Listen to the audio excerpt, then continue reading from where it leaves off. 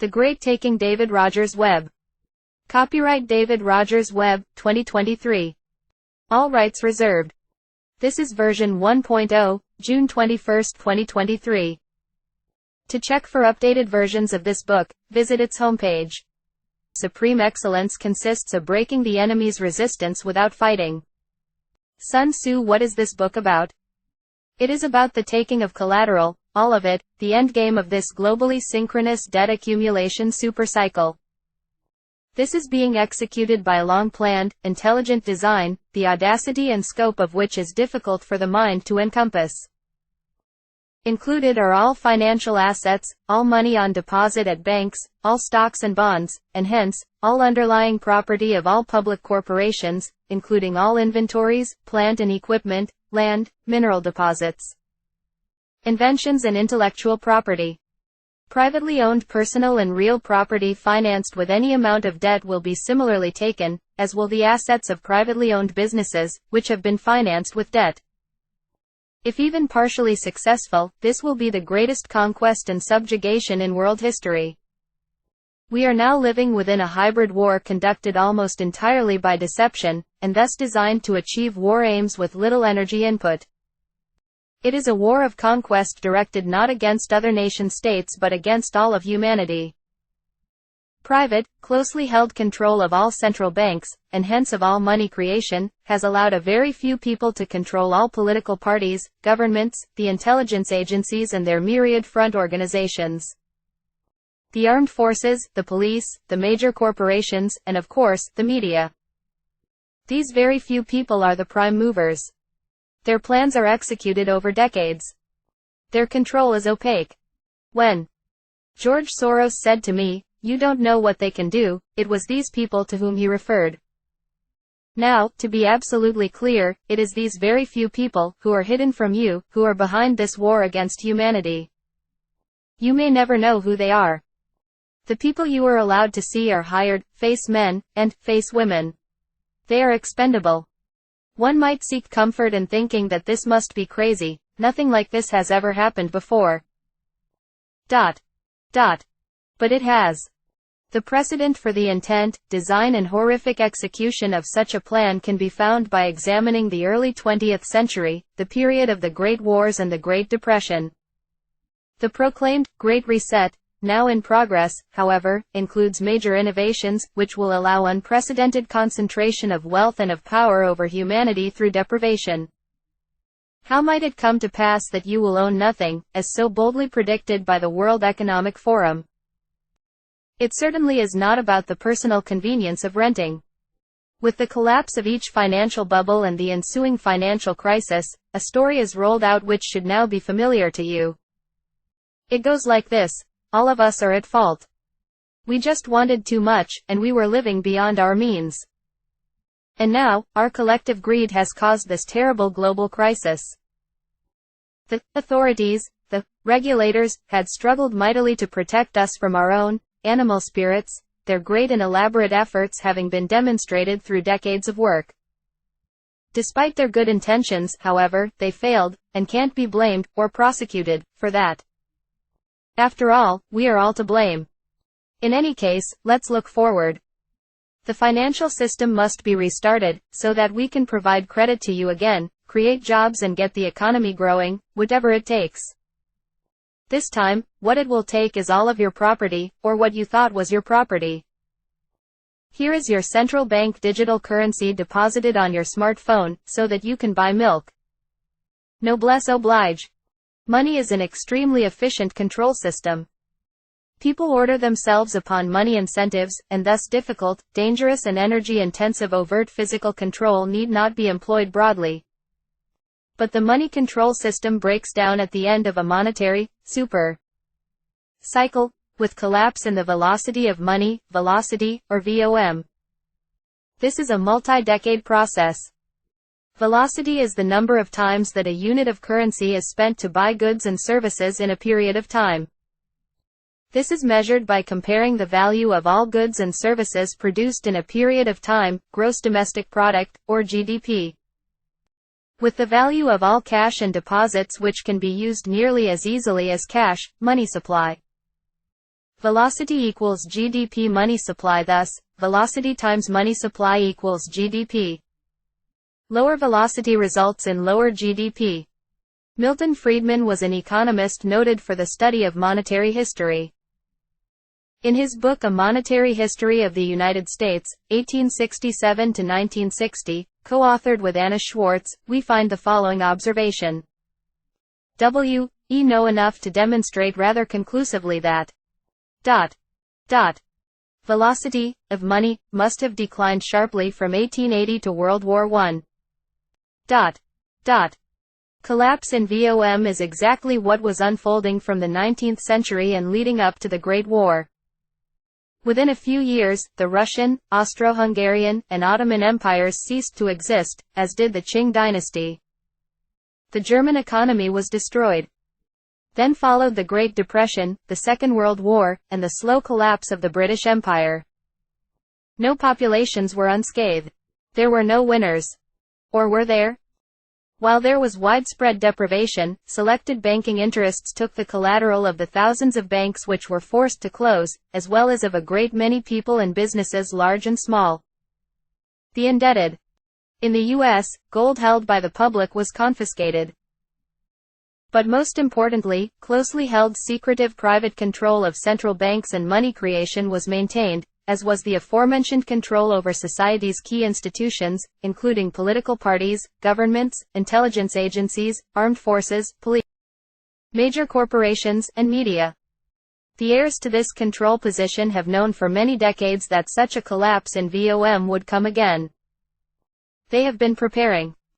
For them, it is an absolute imperative to remain in control through the collapse and Great Reset, otherwise they risk being discovered, investigated and prosecuted.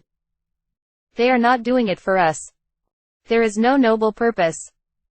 We are now living within a replay of this monetary phenomenon, i.e., a profound decline in VOM, which began when velocity peaked in 1997. This was coincident with onset of a major global financial crisis, known as the Asian financial crisis, and it was followed within a few years by the dot-com bubble and bust.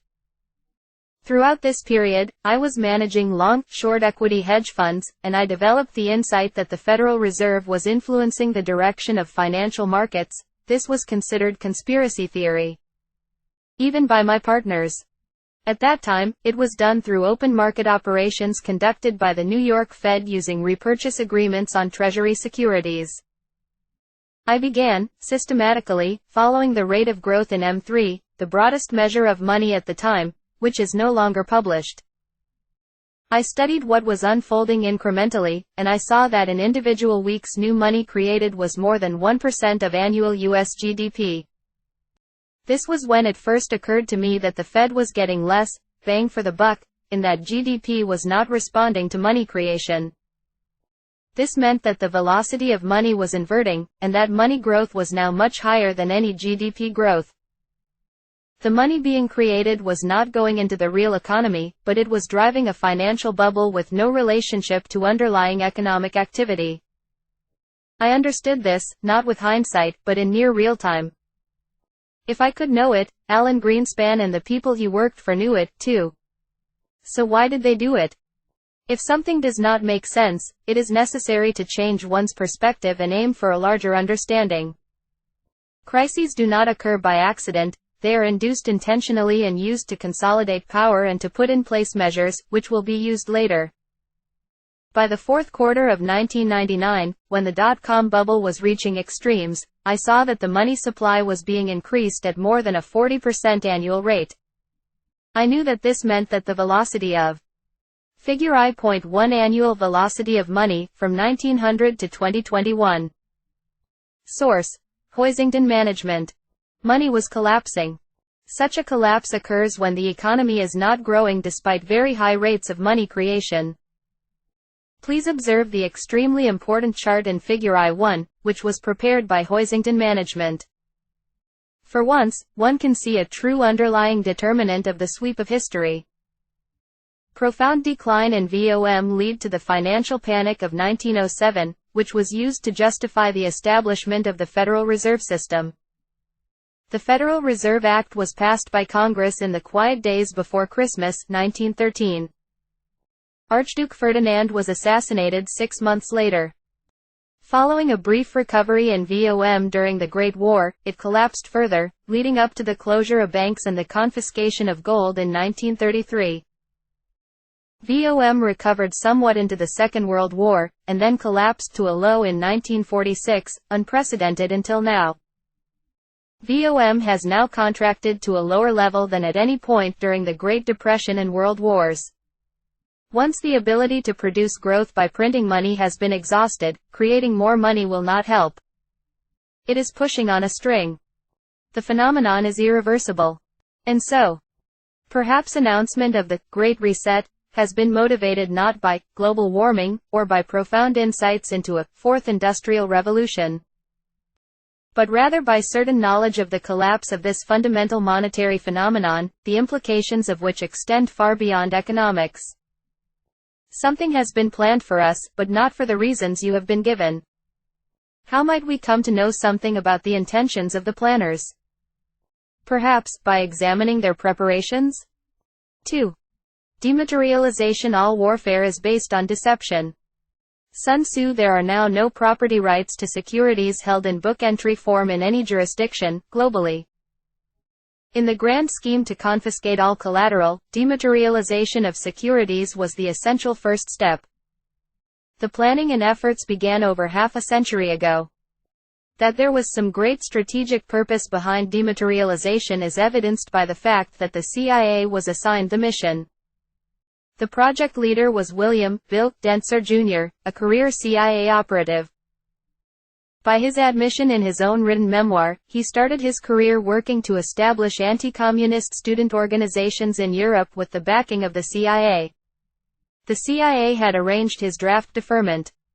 He was then specifically assigned to the CIA and worked there openly for 5 years. Subsequently, he was transferred from the CIA to the task force which created the Agency for International Development, AID. He became special assistant to the first head of AID, and thereafter special assistant to the U.S. coordinator of the Alliance for Progress, which was active in Latin America. He was then appointed executive secretary of the Clay Committee, which lobbied for congressional appropriations for AID. After 3 years as director of AID in Peru, he was named deputy U.S. ambassador to the Organization of American States.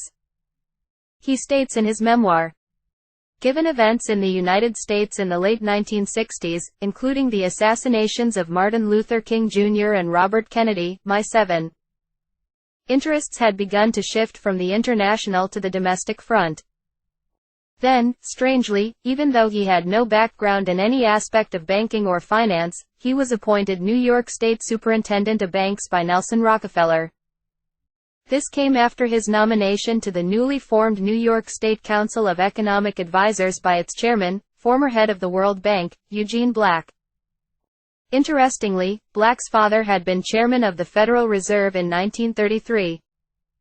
Within 2 years of assuming his position as New York State Bank Superintendent, Dentzer was named chairman and CEO of the newly formed Depository Trust Corp., DTC.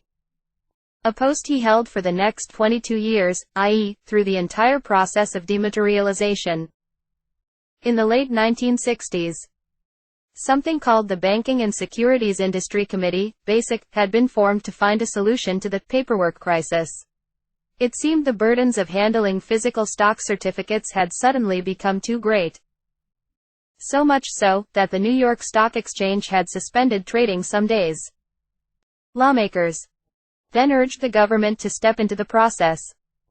The BASIC report recommended changing from processing physical stock certificates to book entry, transfers of ownership via computerized entries in a trust company that would hold the underlying certificates, immobilized.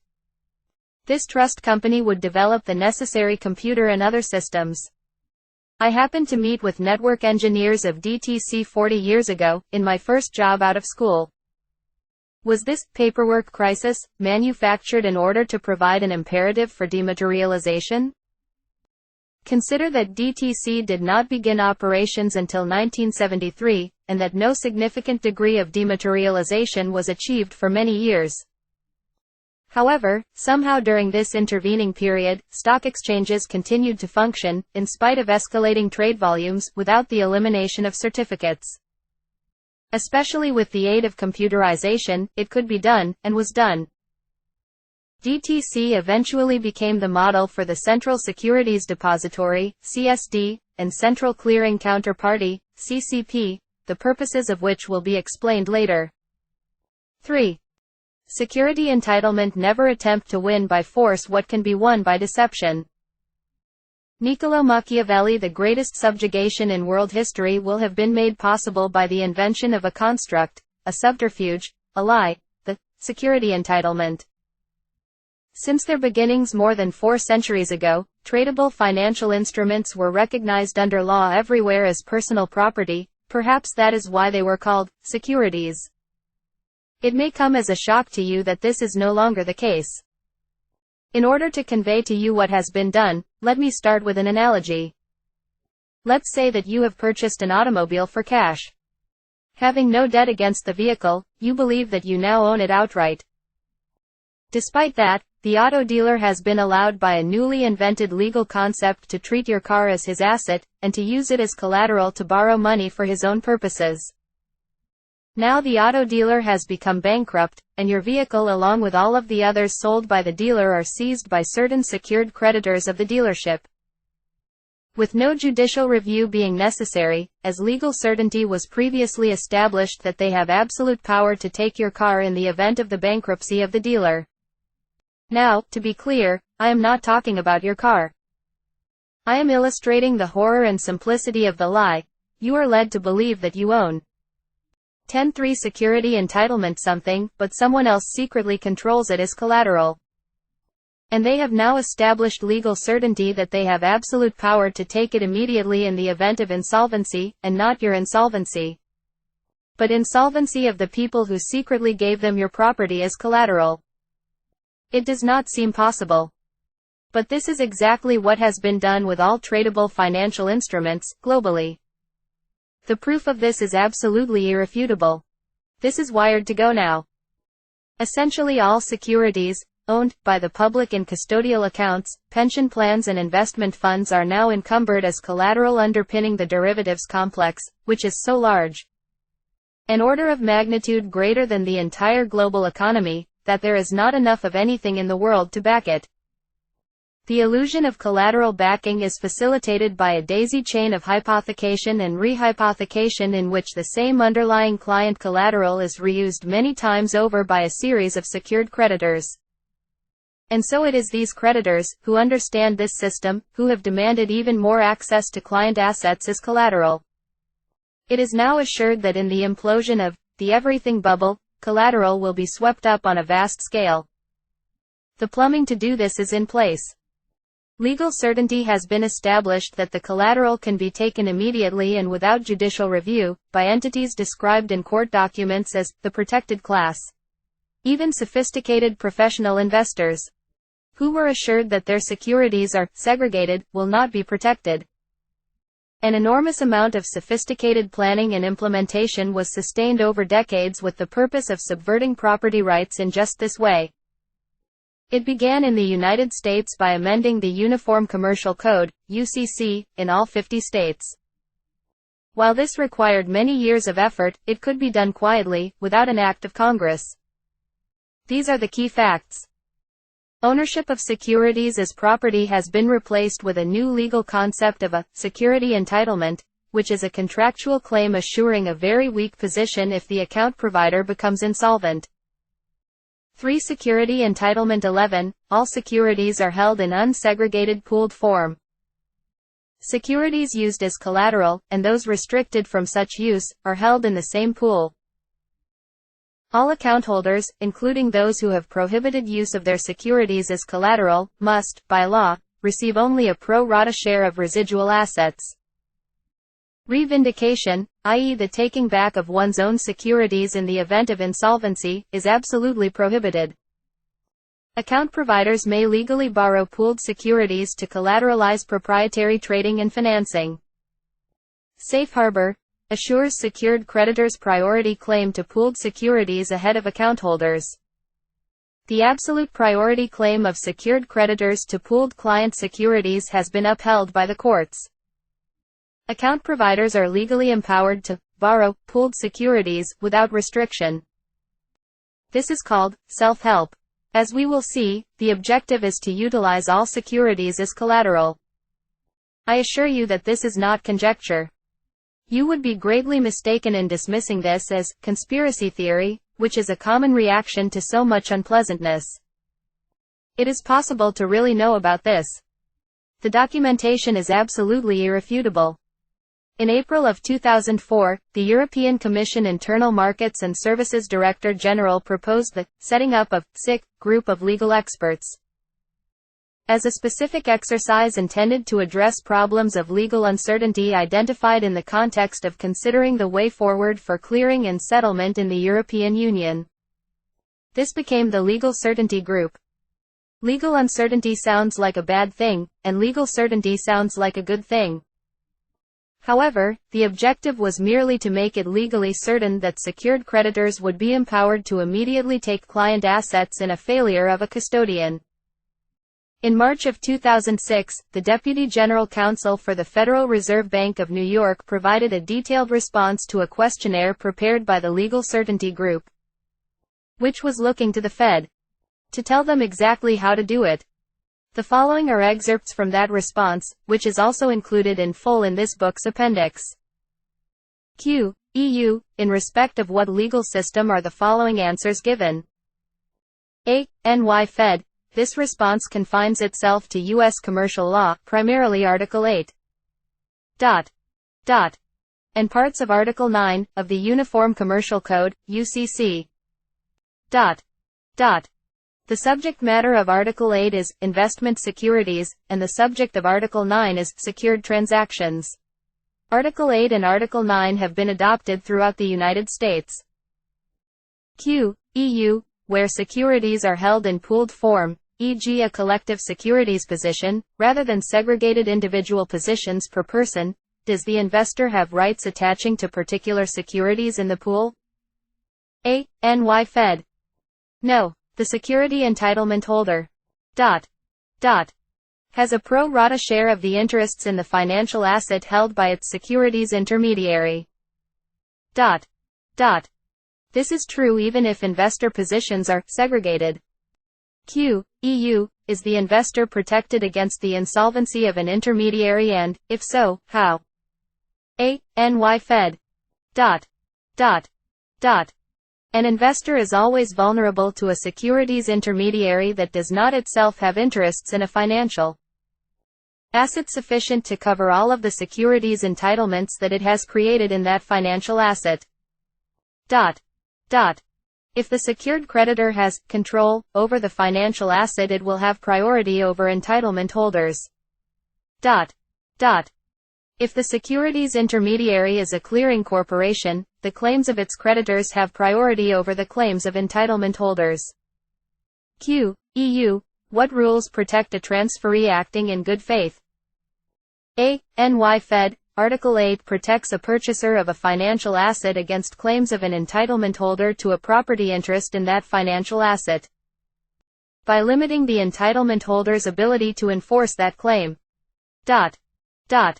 Essentially, unless the purchaser was involved in the wrongdoing of the securities intermediary, an entitlement holder will be precluded from raising a claim against it. Q. EU, how are shortfalls, i.e. the intermediary's position with an upper-tier intermediary is less than the aggregate recorded position of the intermediary's account holders, handled in practice? A. NY Fed. The only rule in such instances is that the security entitlement holders simply share pro rata in the interests held by the securities intermediary. In actual fact, shortfalls occur frequently due to fails and for other reasons, but are of no general consequence except in the case of the securities intermediary's insolvency. Q. EU, does the treatment of shortfalls differ according to whether there is, I, no fault on the part of the intermediary, E, if fault, fraud or, IV, if fault, negligence or similar breach of duty? A. NY Fed. in terms of the interest that the entitlement holders have in the financial assets credited to its securities account. Regardless of fault, fraud, or negligence of the securities intermediary, under Article 8, the entitlement holder has only a pro rata share in the securities intermediary's interest in the financial asset in question. That's how it works directly from the horse's mouth, i.e., the most authoritative source possible, lawyers working for the Fed. Further exposure of the purpose of the invention of the security entitlement can be found in a discussion paper concerning legislation on legal certainty of securities holding and dispositions, prepared by the European Commission's Directorate General Internal Market and Services in 2012. Where securities are concerned, the standard has always been that a custodian has to hold sufficient securities in order to meet all its clients' claims. In most EU jurisdictions, such a standard is guaranteed by giving investors ownership rights towards securities. Some markets, however, treat securities like money. The US and Canada based their law on the concept that investors do not own securities, but they own securities entitlements against their account providers instead. The advantage of this concept is the potential increase in the amount of assets available as collateral, but critics view it as a threat to stability of the system, because the assets concerned are based on the same underlying resource. Concern has been voiced by market participants, regulators, central banks, and international institutions about potential collateral shortages. There is pressure to broaden the range of securities eligible as collateral. As a result of the demand for collateral, securities are increasingly regarded by market participants as a funding tool. These trends reinforce the market trends to treat securities like money. With significant implications for ownership. The risk of unauthorized use of clients' assets is increased by the employment of omnibus account structures.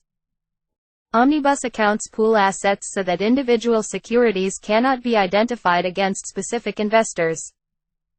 This works well until a bankruptcy occurs. If the account provider defaults, a client with a mere contractual claim becomes an unsecured creditor, meaning the client's assets are, as a rule, tied in the insolvency estate and it is obliged to line up with all the other unsecured creditors to receive its assets back. Use of security interest collateral carries greater risk to the financial system because multiple counterparties may compete for the same collateral in default, so-called priority contests. Clearly, the European Union Directorate General Internal Market and Services fully knew the above in 2012. In the next global financial panic, what are the chances that there will be much of anything remaining in these pools of securities after the secured creditors have helped themselves? There will be a game of musical chairs. When the music stops, you will not have a seat. It is designed to work that way. It is time to ask, cui bono? Who benefits? It is certainly not the citizens, who have lost their property rights, who have been betrayed in this deception by their own governments.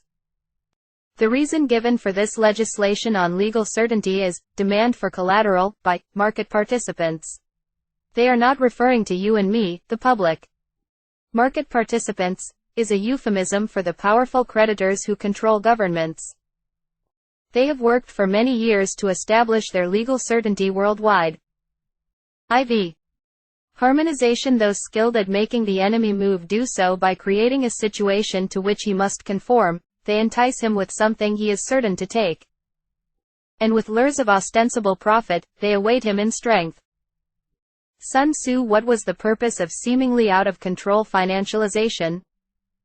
The threat of financial collapse, and the promise of continued financial profits have been used to herd the nations.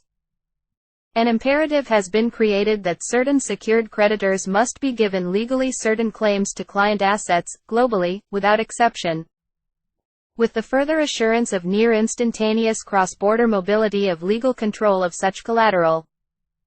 The global push for conformance to the U.S. model for achieving such legal certainty and mobility began in earnest more than 20 years ago in the aftermath of the dot-com bust. Financial instability and the threat of collateral shortages were used as justification. Deliberate efforts were sustained, globally, over many years. People were paid to do this, to betray the vital interests of their own people. It was done first in the US, and then demanded globally under the name of harmonization. Perhaps the emphasis should be on harm. The Hague Convention on the Law Applicable to Certain Rights in Respect of Securities Held with an Intermediary was drafted in 2002 and signed in 2006. It is an international multilateral treaty intended to remove, globally, legal uncertainties for cross-border securities transactions. 16. IV Harmonization. 17. The convention introduced a newly invented conflict of laws rule to be applied to security transactions, especially collateral transactions, namely the place of the relevant intermediary approach, or prima. This was designed to avoid problematic national law, which might allow owners to recover their assets taken by a creditor as collateral, by setting the place of law in the account agreements with intermediaries. One of the people most involved was James S. Rogers, perhaps a distant cousin of mine, who, according to his own biography, served as one of the United States delegates to the Hague Conference on Private International Law project to negotiate and draft a Convention on Choice of Law for Securities holding through securities intermediaries and as a member of drafting group for that convention. Interestingly, Rogers also notes that he had served as reporter, principal drafter, for the drafting committee to revise UCC Article 8, which established a new legal framework for the modern system of electronic book entry securities holdings through central depositories and other intermediaries. Very few people were involved in the drafting of the 1994 revisions to Articles 8 and 9 of the UCC. A report by the Financial Markets Law Committee, a charity affiliated with the Bank of England, contains this illuminating quote. Professor Rogers, reporter to the Article 8 1994 Revision Drafting Committee, recalls how, at the outset of the Article 8 revision, one could probably have counted on one hand, with a few fingers unused, the number of people among those appointed to the Article 8 Drafting Committee, or among the full membership of the sponsoring organizations that would ultimately have to approve the work of the Drafting Committee, who had any familiarity with either old, 1978 version, Article 8 or the modern securities holding system. If Professor Rogers was one finger, Professor Egan Gutman was the other. As the author of Modern Securities Transfers, he was the foremost expert on security transfers and secured transactions under 18 IV Harmonization Articles 8 and 9 of the UCC. Professor Gutman passed away in 2021, and so, description of his activities are disappearing. But I have saved references to his work dating back to 2012.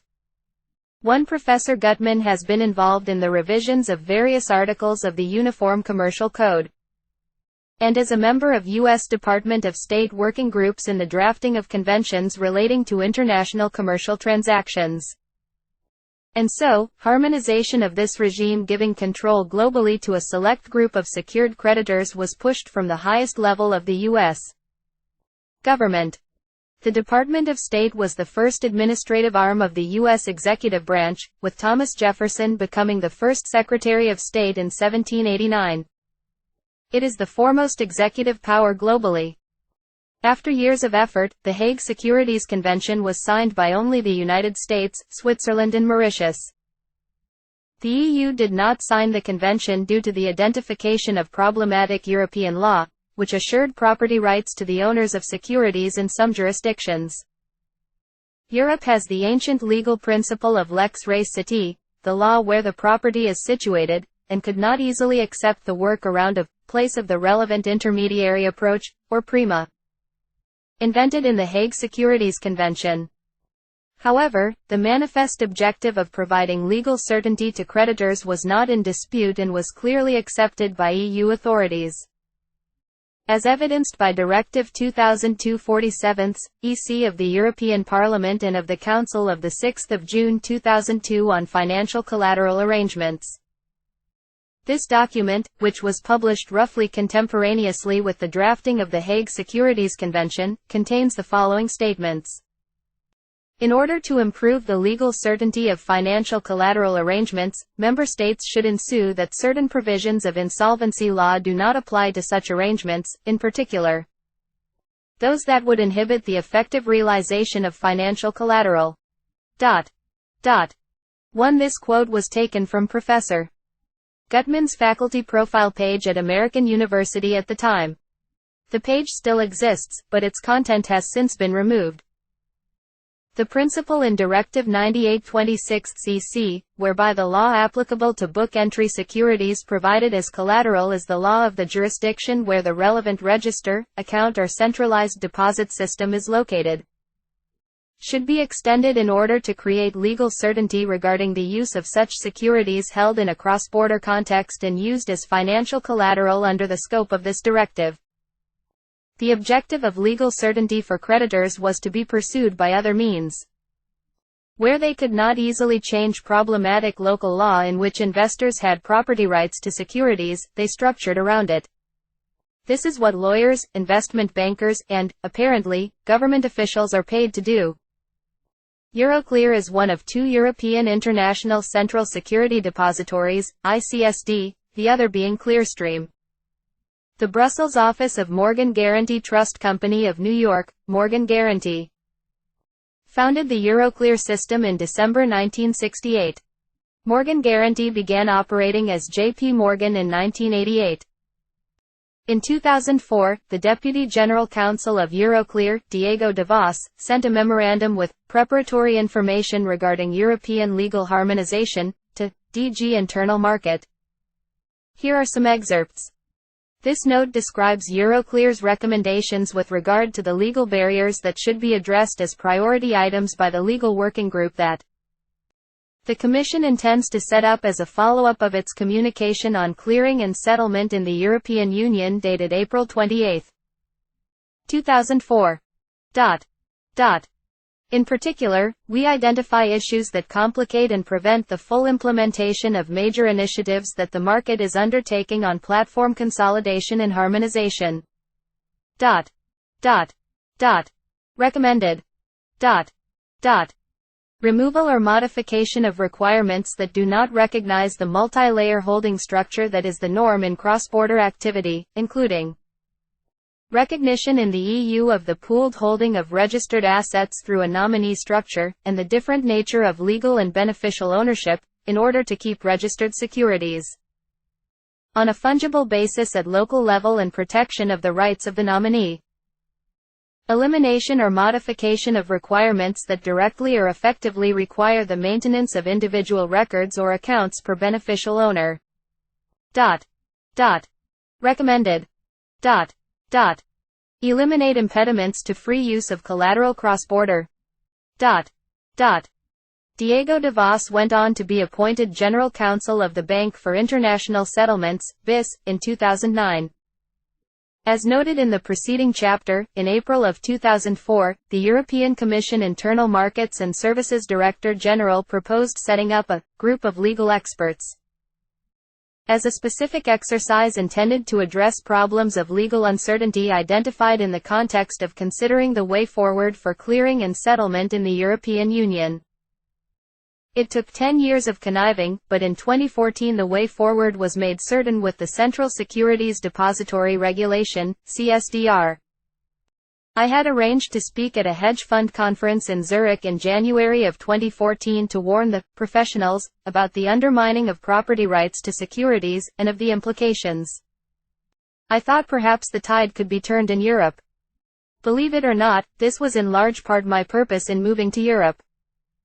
Prior to the conference, I had sent personal emails with the outline of my points to all of the attendees. While I was speaking, by the bright light of the projection screen, I could see that the eyes of the people in the room were as wide as saucers. When I finished, there was complete silence.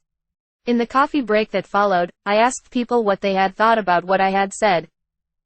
I asked if they understood what I was explaining. One person merely replied, "Oh, yes." I asked him what he would do about it. He simply said, "Nothing." I asked him why he would do nothing. His reply was, "My clients don't care about this." I said, "They don't care about it, because they don't know about it."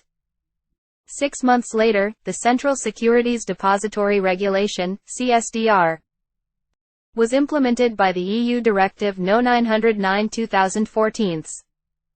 A central security depository, CSD, operates a book entry system for electronic settlement of trades and maintains a record of ownership. An international central security depository, ICSD, is linked to national CSDs, and it handles securities lending and collateral management. As noted by the European Securities and Markets Authority, CSDR plays a pivotal role for post-trade harmonization efforts in Europe, as it enhances the legal and operational conditions for cross-border settlement in the EU. And thus, the desired goal of cross-border mobility of collateral has been achieved. How was that engineered? CSDR provides for links between CSDs. National CSDs, which hold the record of ownership, are linked to the international central security depositories. The transfer of legal title to customer collateral from the national CSD to the ICSD, and the use of customer collateral are thus enabled. The customer has ownership in the book entry system of the national CSD, while the collateral is held in pooled form at the ICSD level. This allows the cross-border services, i.e. the use of customer collateral.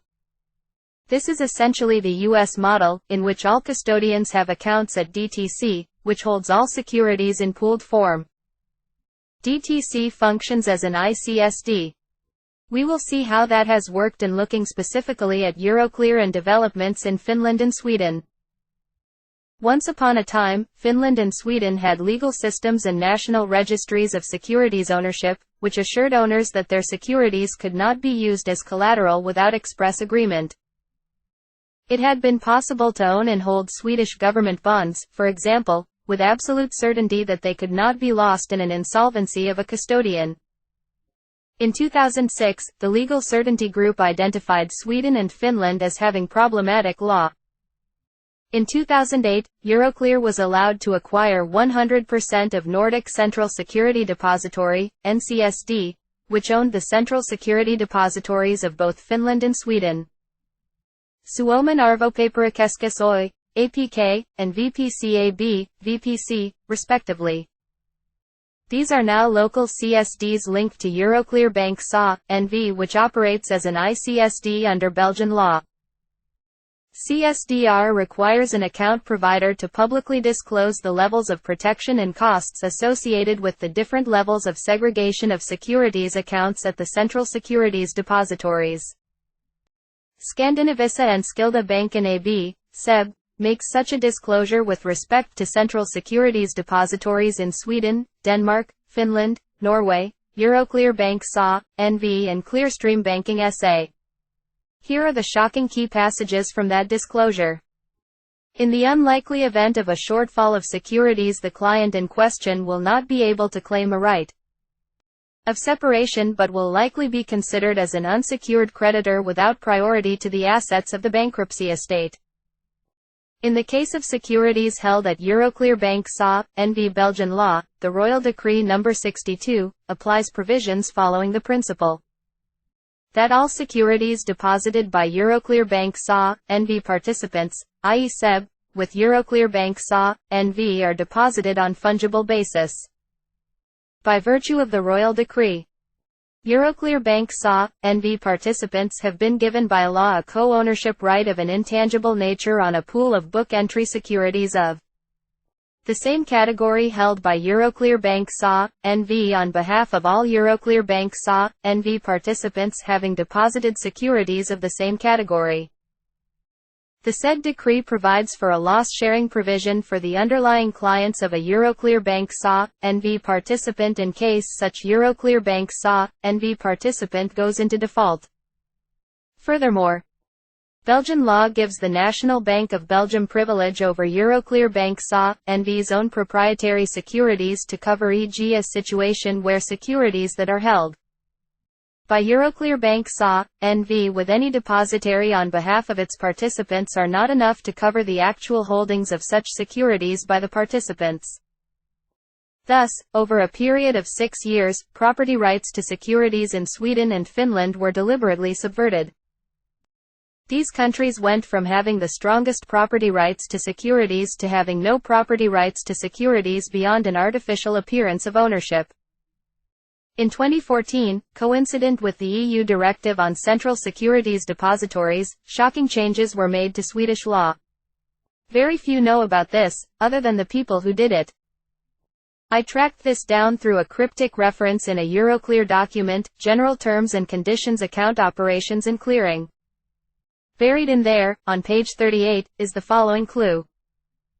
14.2 Prevailing law relating to the disposal of VPC accounts and financial instruments registered in a VPC account. The real right consequence of disposals relating to VPC accounts and financial instruments registered in VPC accounts are governed by the provisions in Chapter 6 of LKF.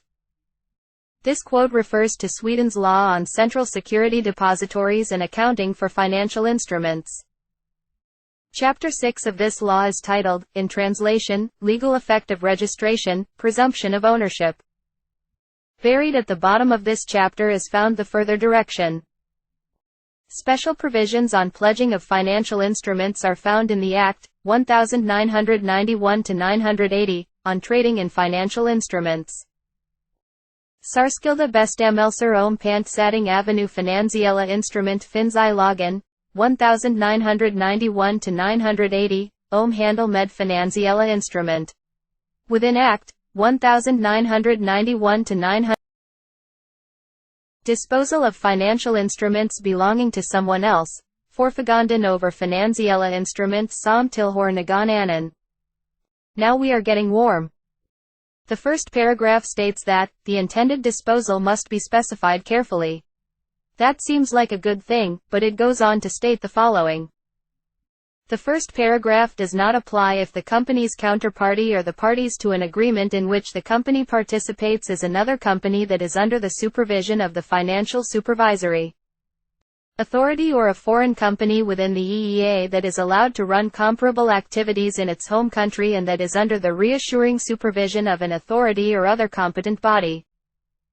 This gives the local CSD legal authority, and broad latitude to pass legal control of customer assets as collateral to the ICSD without the knowledge or approval of the account holder. The implementation of this is now so thorough that a Swedish citizen cannot hold Swedish government bonds in Sweden as property without exposure to insolvency of the account provider, the local CSD, or of the ICSD. The securities of Swedish citizens are certainly pooled with securities being used as collateral elsewhere. I came to Sweden in 2009 in order to be able to hold Swedish government bonds in Sweden with property rights. I was able to do that using a VP Konto account at Handelsbanken. However, following the legal changes made in 2014, Handelsbanken completely discontinued the VP Konto structure and offered clients only custody accounts. SEB also discontinued its long-standing VP Konto structure, which had assured direct ownership of specific securities, but then introduced something they called a service VP Konto, which is held with the local CSD. Euroclear Sweden. I called into SEB about this, and was told that a VP Konto specialist would call me. When I received the call, I asked two simple questions. 1. Are securities held in a service VP Konto specifically identified under the name of the account holder? 2. Can the securities held in a service VP Konto be revindicated in the event of the failure of SEB or of Euroclear? The VP Konto specialist put me on hold for a long time while he investigated my questions. When he came back, his answer was simply that, while there might be a small risk of failure of Euroclear, the account was insured for 250,000 kr. He confirmed that holding of securities at Euroclear was the change made with the new service VP Konto structure. And he confirmed that there is a risk of loss of securities with the new structure. He seemed shocked himself to have learned this. In 2011, a friend who had been a state secretary in the Swedish government arranged for me to meet with the minister and the state secretary for financial markets. I was so moved when I received the email informing me of this, tears came to my eyes. It gave me hope that in Sweden it might be possible to make a difference, and thus to turn the tide somewhere. I am forever grateful to them for that meeting. Such a thing would never be allowed in the land of my birth. They heard me out about the implications of conforming to the US model, and did not disagree. They said it might be possible to avoid this if the Germans would stand against it, the implication being that little Sweden could not do it alone. The juggernaut rolled on. We are all in its path. Versus collateral management, people should either be caressed or crushed. If you do them minor damage, they will get their revenge, but if you cripple them, there is nothing they can do.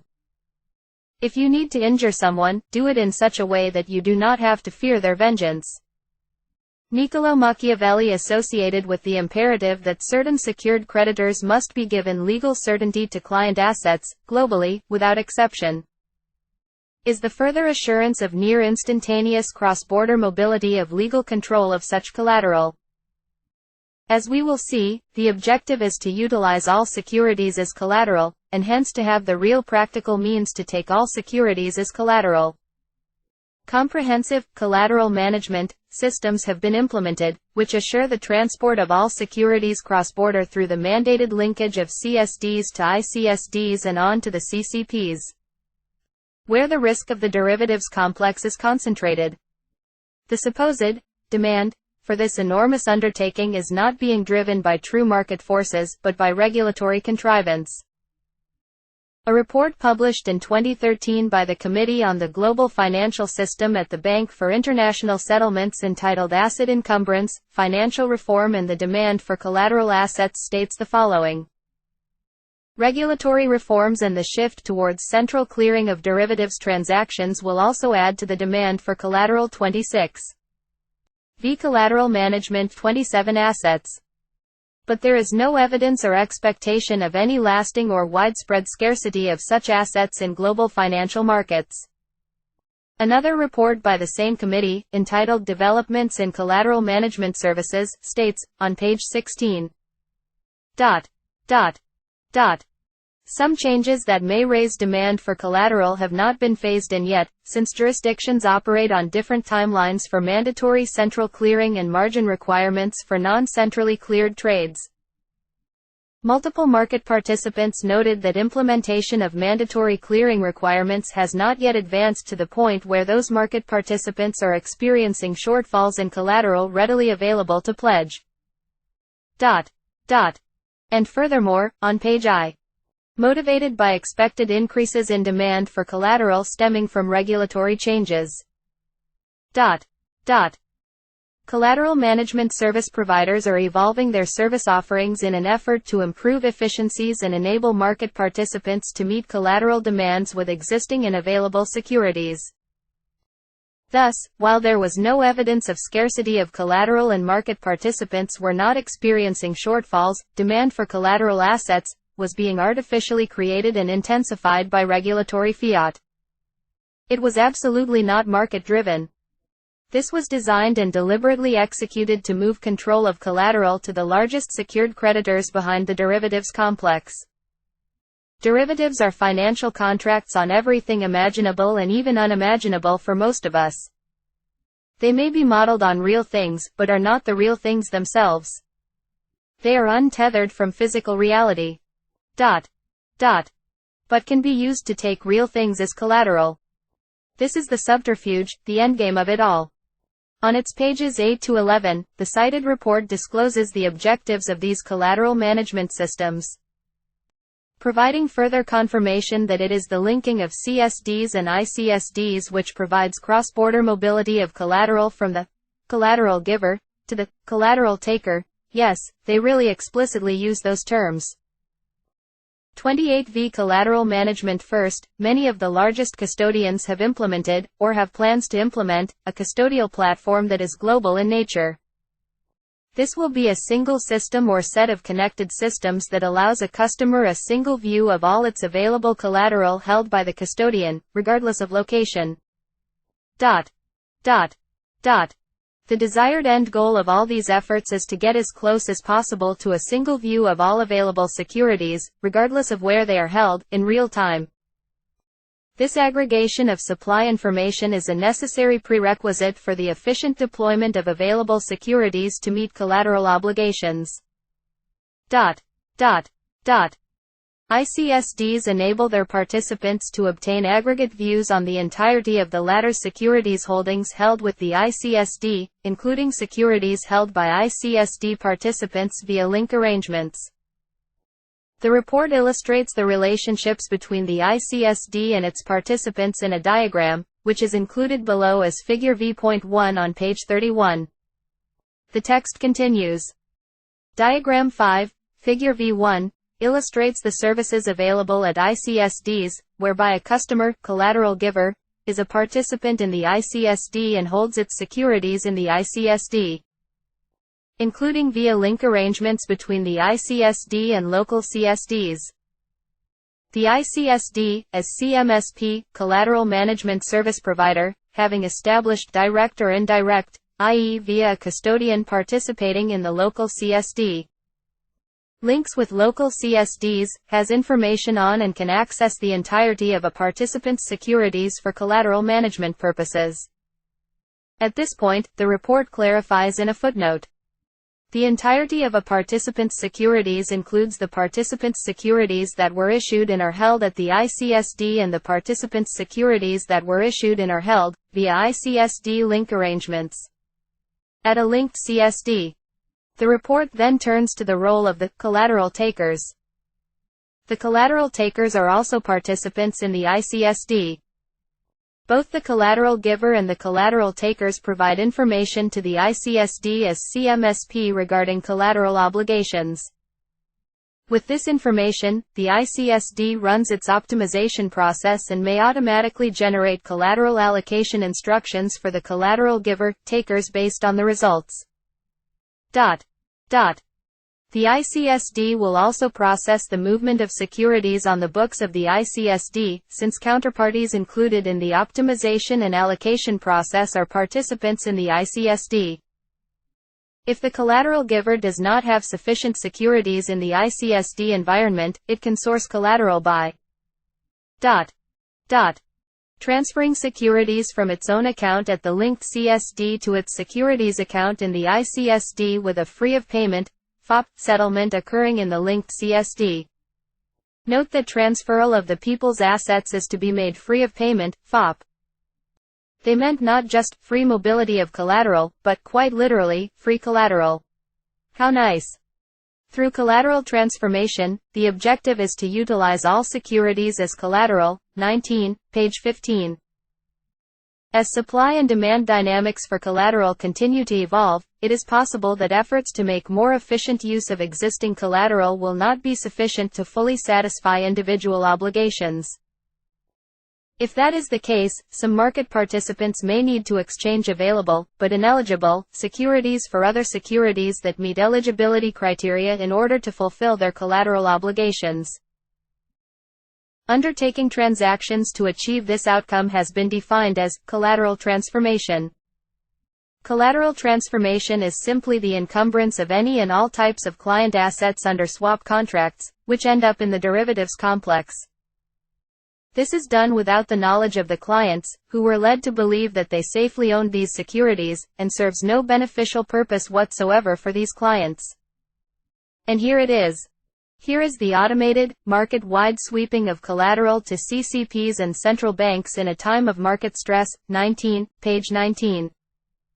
In times of market stress, rapid deployment of available securities may be crucial in mitigating systemic issues. For instance, with better visibility of available securities and better access to them, firms may be better positioned to rapidly deploy securities to meet margin needs at CCPs in times of increased market volatility, or to pledge to central banks in emergency situations to gain increased access to the lender of last resort. The automation and standardization of many operations related to collateral management. On a market-wide basis. May enable a market participant to manage increasingly complex and rapid collateral demands. And so, as we have seen here irrefutably, the objective is to utilize all securities as collateral and hence to have the real practical means to take all securities as collateral. Comprehensive collateral management systems have been implemented which assure the transport of all securities cross-border through the mandated linkage of CSDs to ICSDs to the CCPs, where the risk of the derivatives complex is concentrated, and onto the anointed secured creditors which will take the collateral when the CCPs fail, having assured for themselves that their taking of assets cannot be, legally, challenged. Inevitably following the everything bubble will be the everything crash. Once prices of essentially everything crash and all financial firms rapidly become insolvent, these collateral management systems will automatically sweep all collateral to the central clearing counterparties, CCPs, and central banks. The trap, into which all nations have been herded, is ready and waiting to be sprung. There will be an epic end point to the decades of seemingly out-of-control financialization, which served no beneficial purpose for humanity, but the devastating effects of which are apparent even now. It has been a deliberate strategy executed over decades. This was the purpose of inflating the global bubble entirely out of proportion with any real-world thing or activity, which must end in disaster for so many, with no pockets of resilience allowed to remain in any country. Figure V.1 Multiple jurisdictions, ICSD as collateral management service provider with links to other CSDs. Adapted from Diagram 5 in. Explanations provided in the original. Link equals the ICSD has direct or indirect links with other CSDs. Securities held by ICSD participants via these link arrangements are included in the respective collateral pool of the ICSD participant and available to the ICSD as CMSP. 1 equals the collateral giver and collateral takers send notification to the ICSD regarding their tripartite transactions. 2 equals the ICSD will determine the optimal use of available securities and generate the underlying collateral allocation instructions. Collateral transfer is settled on the books of the ICSD. V. Safe harbor for whom, and from what? All animals are equal, but some animals are more equal than others.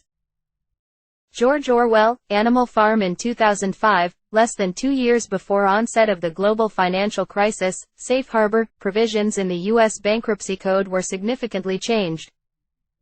Safe harbor sounds like a good thing, but again, this was about making it absolutely certain that secured creditors can take client assets, and that this cannot be challenged subsequently. This was about safe harbor for secured creditors against demands of customers to their own assets. Here are some explanatory excerpts from the online article The Effect of the New Bankruptcy Code on Safe Harbor Transactions. On October 17, 2005, the provisions of the Bankruptcy Abuse Prevention and Consumer Protection Act of 2005, the 2005 Act, became effective, amending various provisions of the U.S. Bankruptcy Code. Of particular significance are the provisions of the 2005 Act that address the bankruptcy treatment of various safe harbor transactions, such as forward contracts, commodity contracts, repurchase agreements and securities contracts. Historically, under U.S. Bankruptcy Code, a bankruptcy trustee could avoid transfers, i.e. forced disgorgement or repayment, if the transfer was constructively fraudulent, i.e. less than reasonable equivalent value, was received in the debtor in bankruptcy. 32. V. Safe harbor for whom, and from what? 33 was insolvent, became insolvent as a result of the transfer, was engaged in business for which the debtor had unreasonably small capital, intentionally incurred debt beyond his ability to pay, or made such transfer to or for the benefit of an insider, or the transfer was made within 90 days of a bankruptcy filing, 1 year if the transferee was an insider. Transfers that meet any of the above criteria are referred to as preferences, preference transfers, or preference liabilities. So now, with the new safe harbor provisions, the transfer of customer assets to creditors previously considered to be fraudulent can no longer be challenged. That was exactly the point. Further, it is now quite okay for the transfer of the public's assets to be made free of payment, FOP, as there is no requirement to show that reasonably equivalent value was received.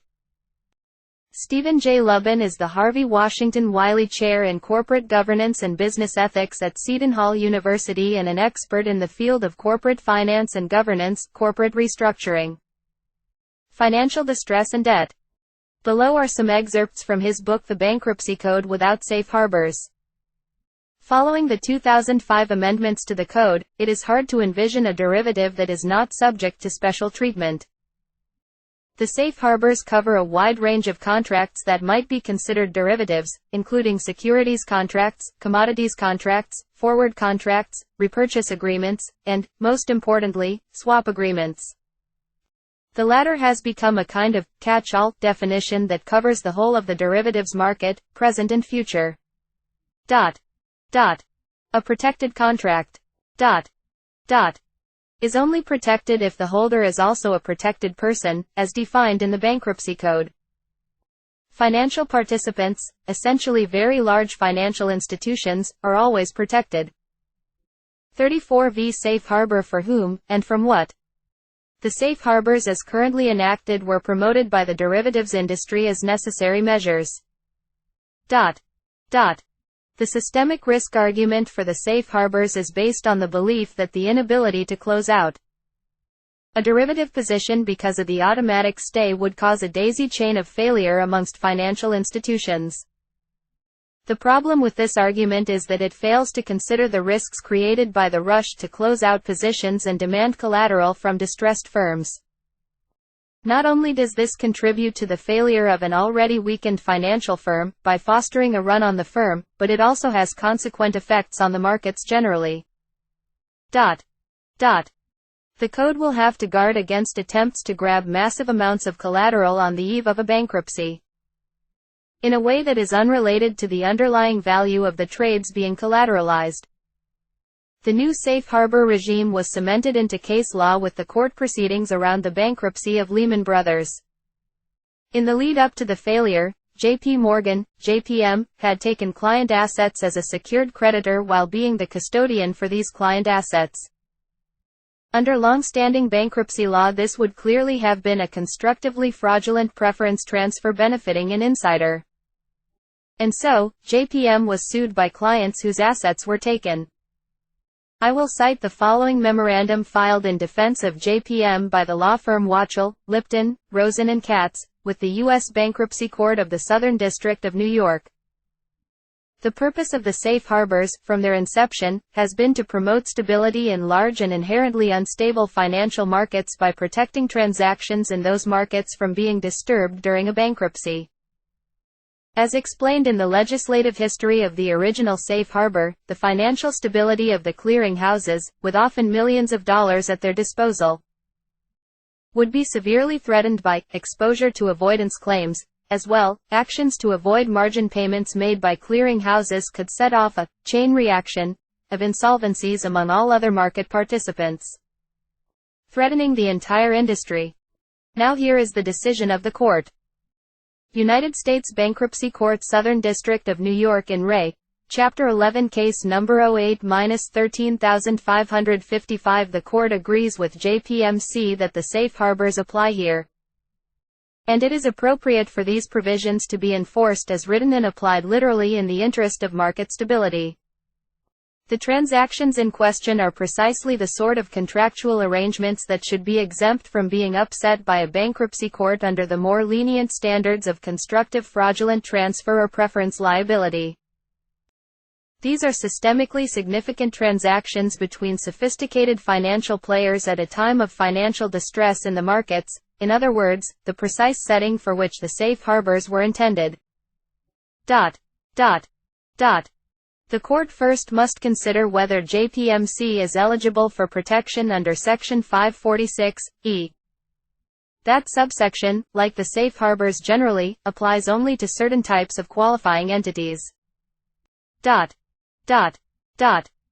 JPMC, as one of the leading financial institutions in the world, quite obviously is a member of the protected class and qualifies as both a financial institution and a financial participant.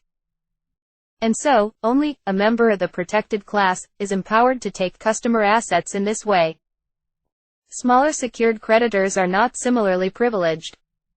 In the aftermath of the 2007-2008 global financial crisis, no executive was convicted of a crime for the use and subsequent loss of client assets. Quite to the contrary. The bankruptcy of Lehman Brothers was used to establish case law precedent that the protected class of secured creditors have an absolute priority claim to client assets, and that, potentially and practically, only they will end up with the assets. 7. Central clearing parties. Humpty Dumpty was pushed. Mr. Potato Head, Toy Story. Central clearing parties, CCPs, take on counterparty risk between parties to a transaction and provide clearing and settlement for trades in foreign exchange, securities, options, and most importantly derivative contracts. If a participant fails, the CCP assumes the obligations of the failed clearing participant. The CCP combines the exposures to all clearing members on its balance sheet. Is there a risk that CCPs might fail? Euroclear is an international central securities depository, ICSD, which was designed to channel customer collateral to CCPs. In 2020, Euroclear published an article discussing the possibility of failures of CCPs, regulating the risks of CCPs, in which we find the following remarkable statements of panelists at Euroclear's Collateral Conference. Regulators around the world have demanded more capital, more collateral and more clearing. And to a large degree they now have what they wanted. And yet, despite the huge efforts undertaken by market participants, there are still two major concerns. The first is that financial regulations from different jurisdictions are not fully aligned with one another. And secondly, that the risks in the financial systems have been concentrated into central clearing counterparties, CCPs. These two issues come together in the upcoming Regu 36. 7. Central clearing parties. 37. Latori push to devise resolution and recovery regime for CCPs around the world. The EU's push to create a recovery and resolution regime for CCPs has also created tensions between the clearing houses themselves and their clearing bank and asset manager members, as to who should pay what in the event of a collapse of these critical market infrastructures. But, for the EU institutions, the red line, is that if a CCP fails, then the taxpayer will not be expected to pay. The last paragraph is a subterfuge assuring that in the resolution, the secured creditors will immediately take the underlying assets. That is the plan, i.e., nationalization must not be allowed. The report goes on. In whatever way the final text of the regulation is balanced, it does not detract from the fact that risk is now heavily focused within these institutions. One of the Euroclear panelists suggested that there is resistance to the ever-increasing march towards central clearing as it is a risk management function, and functions do occasionally fail.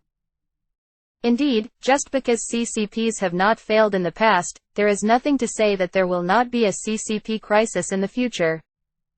Panelists were concerned that with the small capital base CCPs currently have, any recovery and resolution of a failing CCP will involve direct clearing members standing up to support them through a number of difficult actions for the firms involved. One of the key requirements of the draft paper will be a requirement for the CCPs to undertake scenario planning. And for a CCP to fail, it will likely have been triggered by the simultaneous default of two major members. If a large CCP is in trouble because of its members' default, then we will be having a banking crisis, says Benoit Goris, Senior Director, European Public Policy at ISDA. In 2022, the Financial Stability Board, FSB, and the Committee on Payments and Market Infrastructures at the BIS published the report. 38.7 Central Clearing Parties. Central Counterparty Financial Resources for Recovery and Resolution, in which we find the following statements. In November 2020, the chairs of the FSB, the Committee on Payments and Market Infrastructures, CPMI, the International Organization of Securities Commissions, IOSCO, and of the FSB Resolution Steering Group, RESG, publicly committed to collaborate on and conduct further work on CCP financial resources in recovery and resolution.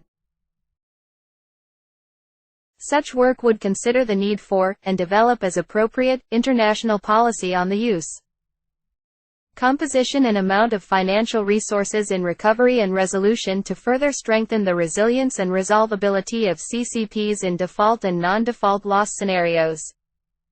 Under the subheading, System-wide and Contagion Effects and Interconnectedness, the same report states, because the scenarios were specific to each CCP, the results cannot be aggregated to simulate total losses at the level of the financial system for any particular scenario. Therefore, system-wide effects were not considered. The analysis did not take into account the underlying economic circumstances that could cause the simultaneous default of 4 clearing members at each of the 7 CCPs, the likelihood of such circumstances, or the potential impact of the same clearing members defaulting in multiple CCPs. Neither did the analysis endeavor to model second and later order effects of the scenarios that might result in wider market stress, including potential increases in margin requirements, liquidity pressure and collateral scarcity. Finally, the analysis assumed that all non-defaulting participants continued to perform as they had committed to. Thus, this analysis provided by the Financial Stability Board of the BIS absolutely avoided contemplation of exactly what happens in a global financial crisis. The Depository Trust and Clearing Corporation, DTCC, operates 2 CCPs, both of which have been designated in the U.S. as systemically important financial market utilities, SIFMUs. The following excerpts are from an article published by DTCC. With 3 of DTCC's clearing agency subsidiaries declared as systemically important financial market utilities, SIFMUs. Posmanter, the DTCC head of Clearing Agency Services and Global Operations, said there has been significant effort and discussions this year to update the clearing corporations and the depositories' recovery and wind-down plans. He asked panelist Stephen Pecchia, DTCC Managing Director, Recovery and Resolution Office, about the updated wind-down rules as well as some of the changes to the clearing agency loss allocation rules. The covered clearing agency standards require plans for orderly recovery and wind-down, Pecchia said. We would seek to wind down the failed entity and concurrently, shift our services to a third party that has either stood up within the DTCC enterprise or would be some other third-party acquirer. What will happen is essentially a transfer of services, there would be some assignment of assets. There would be service agreements put in place between the failed clearing agencies as well as between the DTCC holding company and this new entity. Hopefully this is something we will never have to do, but we do need to be prepared, he said. As many of you know, what will drive this potentially happening may not be something we've seen historically, but the value comes in the planning. So, something which has not been seen before will drive the imperative to start up a new CCP, and they are planning for it to happen. DTCC has provided a video clip titled Perspectives on CCP Risk Management, in which Murray Posmanter makes the following statement. We believe the level of capitalization of a CCP is a key component of its overall resiliency. CCPs must be sufficiently capitalized in order to withstand losses from both member default and non-member default loss events.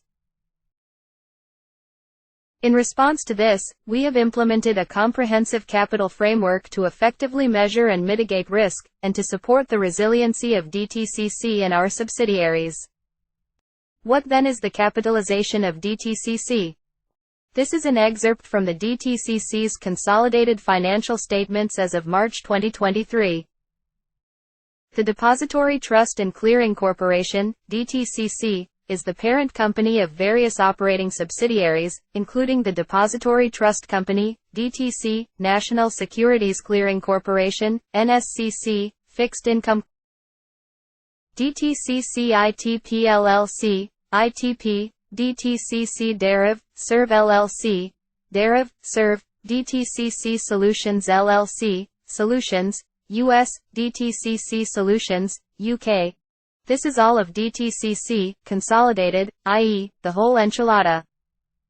As of March 31, 2023, the consolidated total shareholders' equity was a tad over $3.5 billion, that's with a B. Now realize that this is the entire capitalization underpinning the Central Security Depository and CCPs for the entire U.S. securities market and derivatives complex. Contrast this with the cited statement. We believe the level of capitalization of a CCP is a key component of its overall resiliency. CCPs must be sufficiently capitalized in order to withstand losses from both member default and non-member default loss events. This is one of the many open deceptions, which are unpleasant and inconvenient to see, and so, readily dismissed. Now recall these excerpts from the exchange between the Legal Certainty Group and lawyers for the Federal Reserve. Q. EU. Is the investor protected against the insolvency of an intermediary and, if so, how? A. NY Fed. An investor is always vulnerable to a securities intermediary that does not itself have interests in a financial asset sufficient to cover all of the securities entitlements that it has created in that financial asset. If the secured creditor has control over the financial asset, it will have priority over entitlement holders. If the securities intermediary is a clearing corporation, the claims of its creditors have priority over the claims of entitlement holders. So, there we have it. In the collapse of the clearing subsidiaries of DTCC, it is the secured creditors who will take the assets of the entitlement holders. This is where it is going. It is designed to happen suddenly, and on a vast scale. There are some further relevant statements in the article. DTCC details risk management approach. Much of the debate recently has focused on whether CCPs should make larger contributions of their own capital to the loss allocation waterfall, as a way to make sure that their risk management is prudent and that they had their own skin in the game.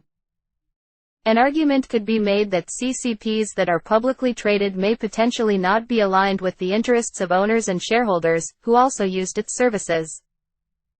We felt it was very important to point out that this argument isn't applicable to DTCC's CCPs because in essence the source of our capital is our users, Posmanter said.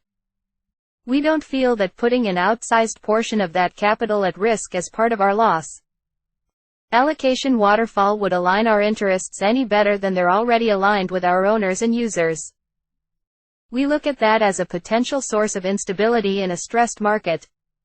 He added, while we're in favor of having some of our capital in the loss waterfall, we think that having a very transparent methodology and a static percentage of our operating capital in the waterfall is what's most appropriate for us.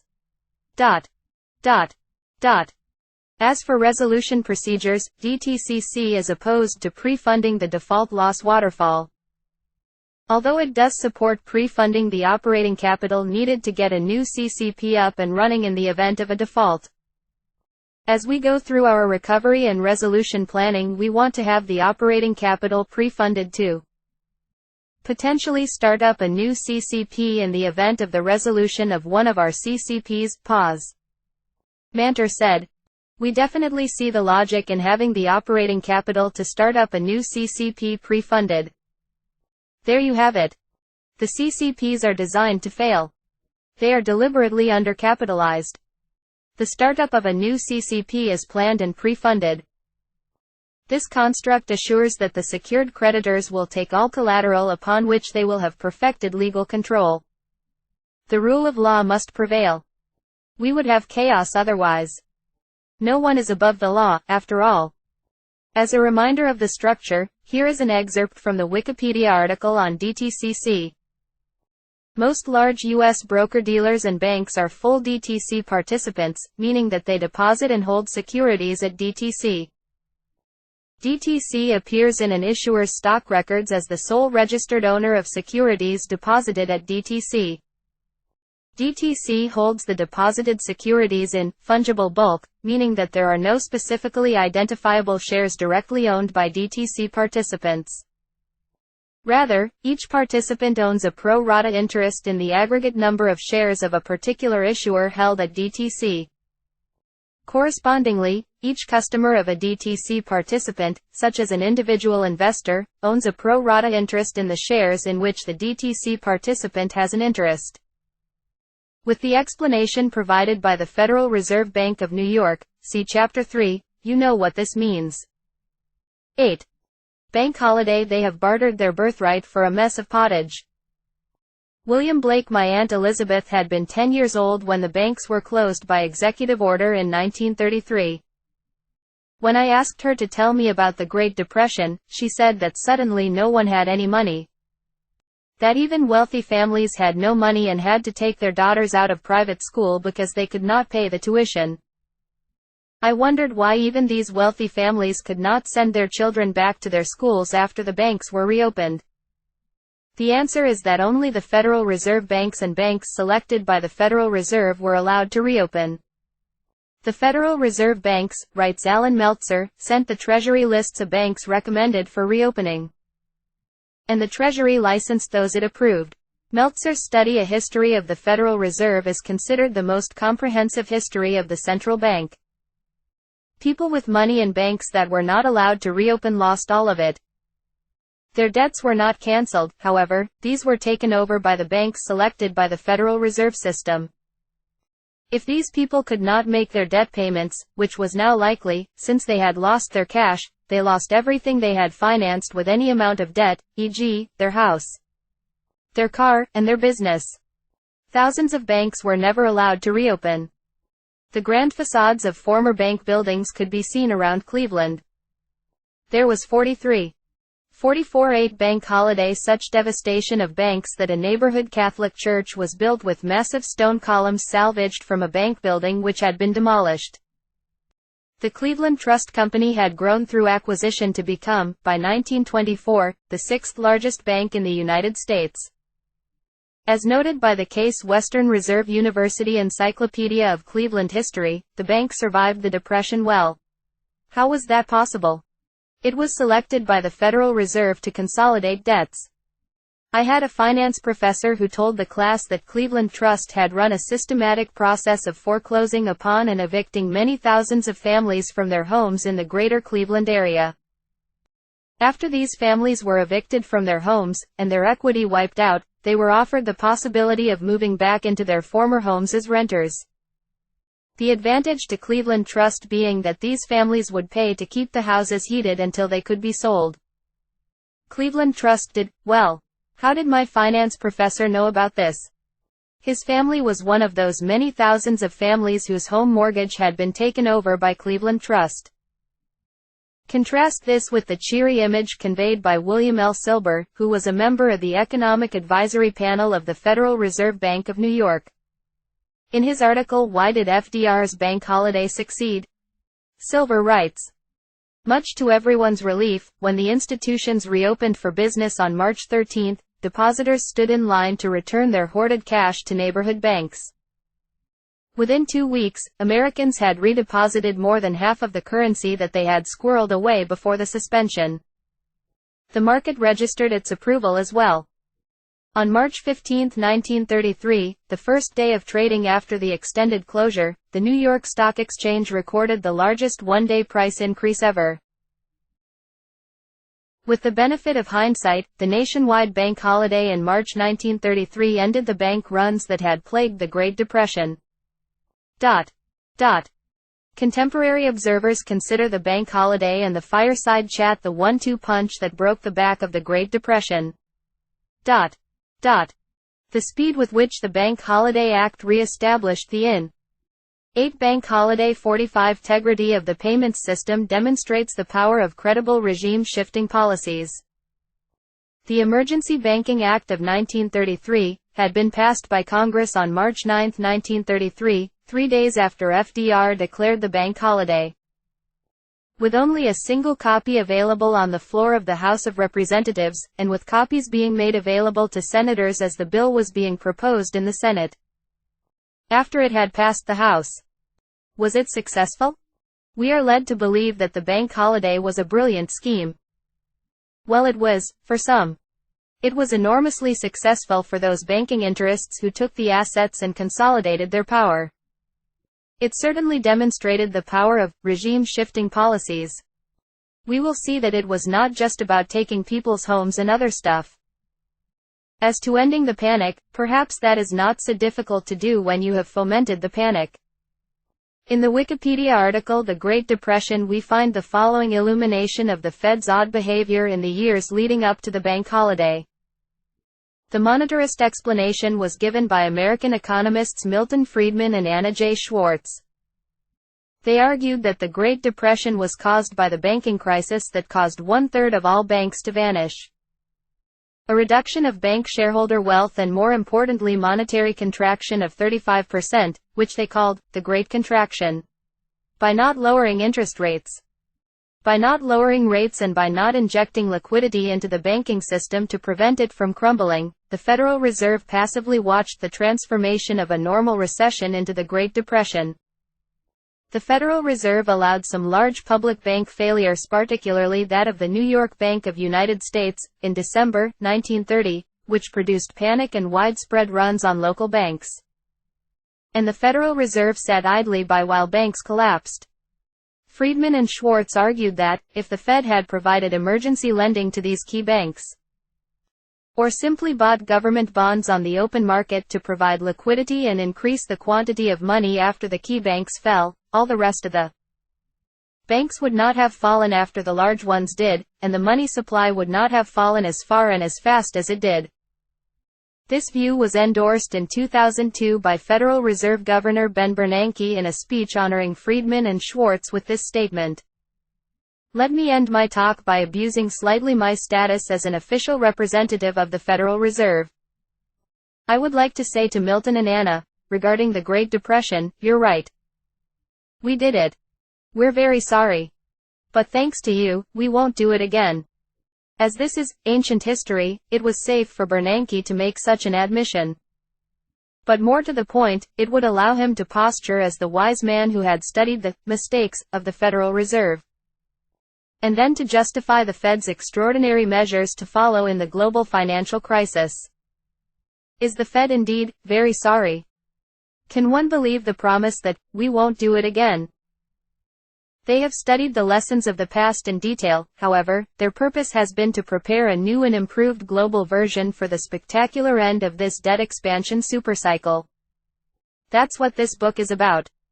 Contrary to the image of success, which has been handed down to us, the bank holiday did not end the Great Depression. There was no recovery which might have allowed people to service their debts and keep their property. Why was that? Inexplicably, the Federal Reserve kept conditions tight. According to literature on the subject, the possible causes were a contraction in the money supply caused by Federal Reserve and Treasury Department policies and contractionary fiscal policies. If that was a comprehensive program to assure there was no recovery, it worked quite well. Conditions remained broadly stressful for years, and they kept price levels down, so that people had no opportunity to sell assets for paying off debts. I know from family letters that, despite having no debts, times were quite tough.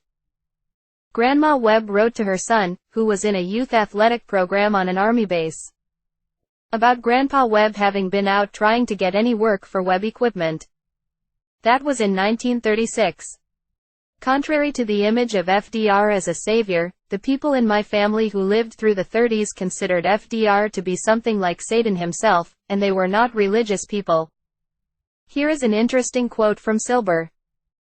The Emergency Banking Act of 1933, passed by Congress on March 9, combined with the Federal Reserve's commitment to supply unlimited amounts of currency to reopened banks, created de facto 100% deposit insurance.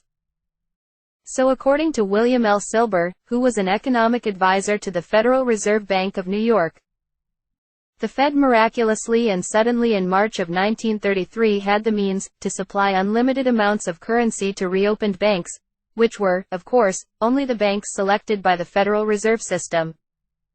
Clearly, the Fed had the means all along to avoid the failure of those thousands of banks. A panic can be fomented easily when you run the system. They made it happen. They planned it, and then brought their solution after they got their regime-shifting policies in place. The Federal Reserve System and the banks selected by the Fed were prepared to take things from people on a vast scale: their homes, their cars, and even their new electric appliances, which had been sold to them with the innovation of consumer credit. Did the bankers need to take this property? What was the real purpose? Can you get past the idea that they were trying to help? Even if we can, we are always led to think about this in a small way, that it is always about a natural human greed for money and for material things. It was not then, and it is not now. Ask yourself, if they don't want your money, and they don't really want or need your stuff, and they're not trying to help you, what do they want? What's the point of all of their efforts? This may be difficult to hear. It was deliberate strategy. It was about ultimate, complete power, allowing no centers of resistance. And so, it was about deprivation. It was about subjugation, and it still is, in more ways than we know. It was not about helping people then, and it's not about helping people now. It is all part of the same deliberate hurting of humanity and elimination of any pockets of resilience, which plagues us still. While Cleveland is now a crumbling city, it was a center of incredible prosperity in the 1920s. The Federal Reserve Bank building in Cleveland was completed in 1923, less than 10 years after the signing of the Federal Reserve Act. The bank vault is the largest in the world, and it incorporates the largest hinge ever built. It seems they were preparing to put a lot of stuff in there, and for the possibility that there might be some stress about that. Perhaps it was not to be filled with refrigerators, washing machines, and toasters. There are machine gun turrets above the sidewalk on the street level. There was a larger objective.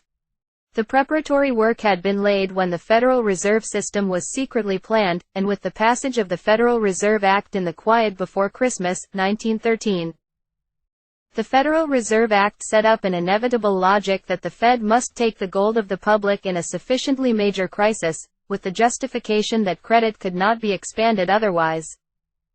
This is exactly what is now set up to happen with all securities owned by the public, globally. Here is an important excerpt from the Wikipedia article on Executive Order 6102. The stated reason for the order was that hard times had caused hoarding of gold. However, the main rationale behind the order was actually to remove the constraint on the Federal Reserve, preventing it from increasing the money supply during the Depression. The Federal Reserve Act, 1913, required 40% gold backing of Federal Reserve notes that were issued. By the late 1920s, the Federal Reserve had almost reached the limit of allowable credit, in the form of Federal Reserve demand notes, which could be backed by gold in its possession.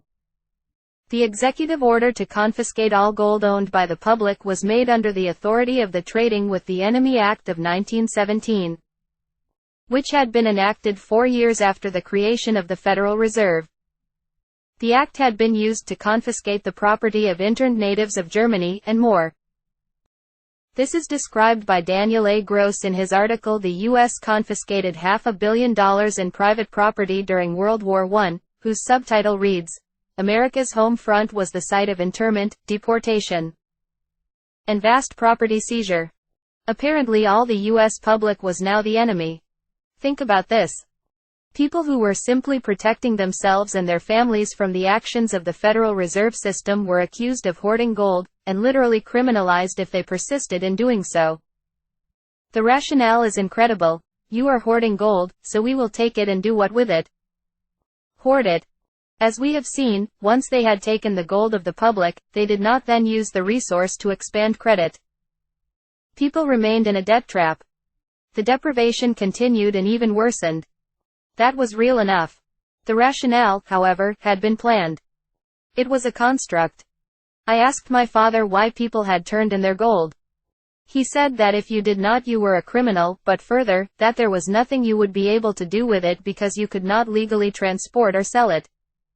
So, essentially, the use and value of gold had been confiscated. This was certainly the case because it remained illegal for a U.S. person to own gold for more than 40 years. Here are some excerpts from Executive Order 6102.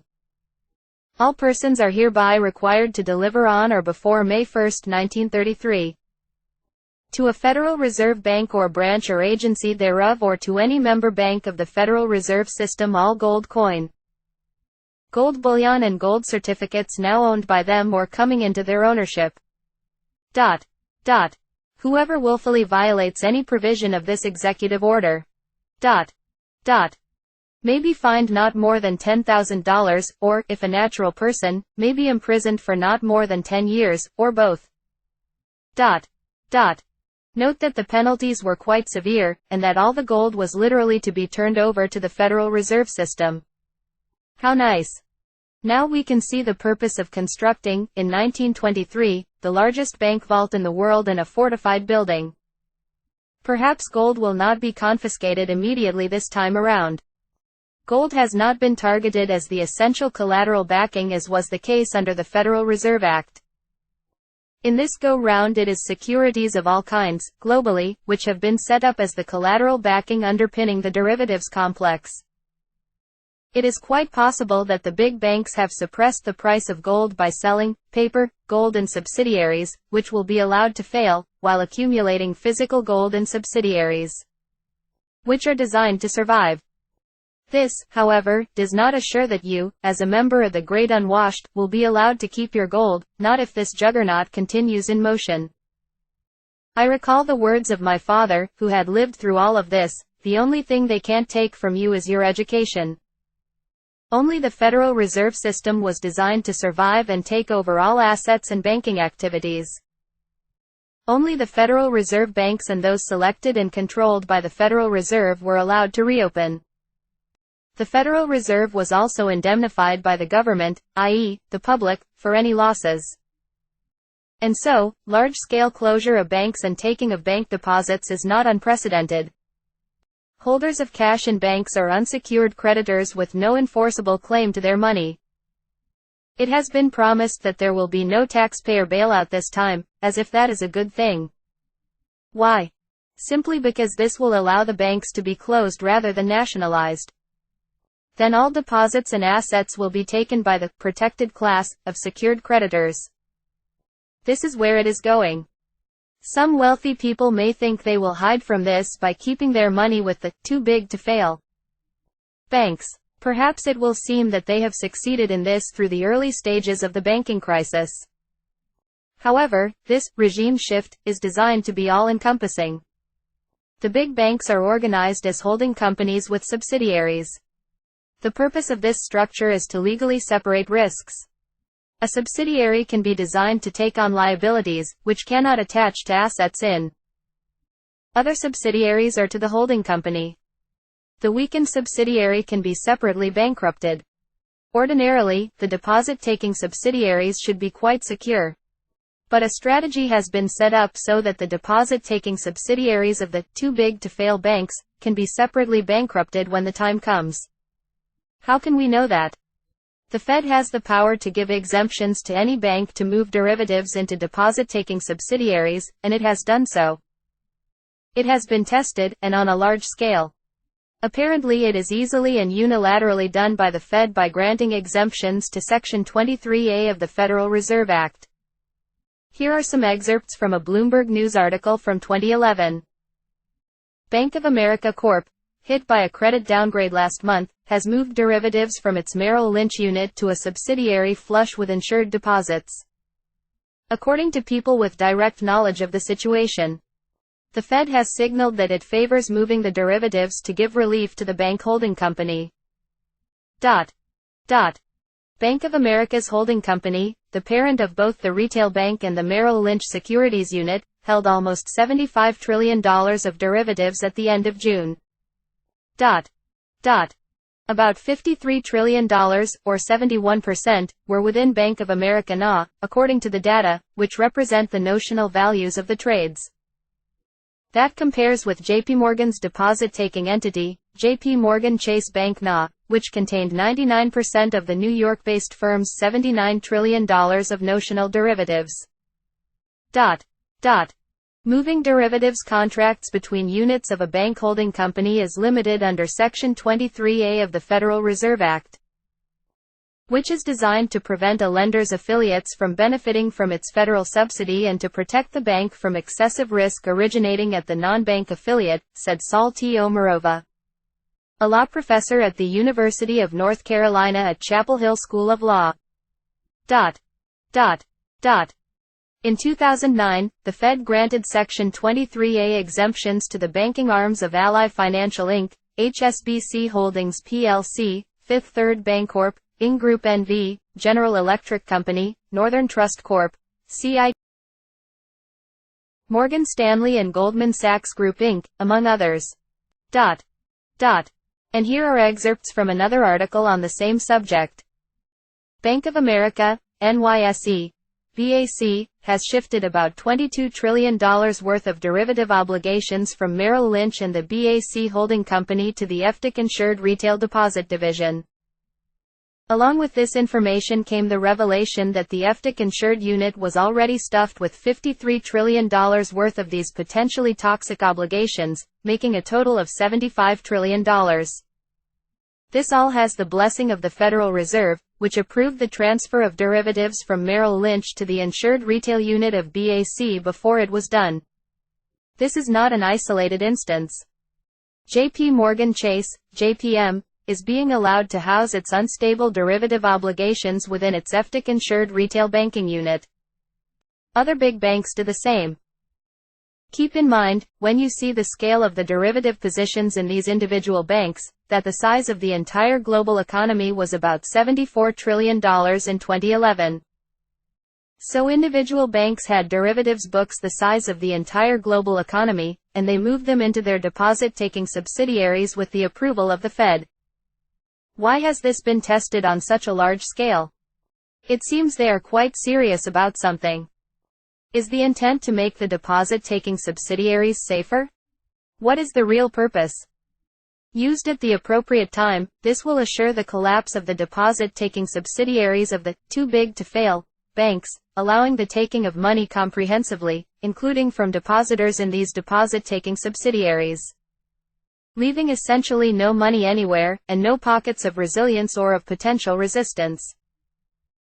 Meanwhile, in the chaos of the ensuing global wave of insolvencies, peppered with contrived existential threats, the protected class of bank holding companies and their subsidiaries designed for continuance will not only survive, but thrive, taking essentially all collateral.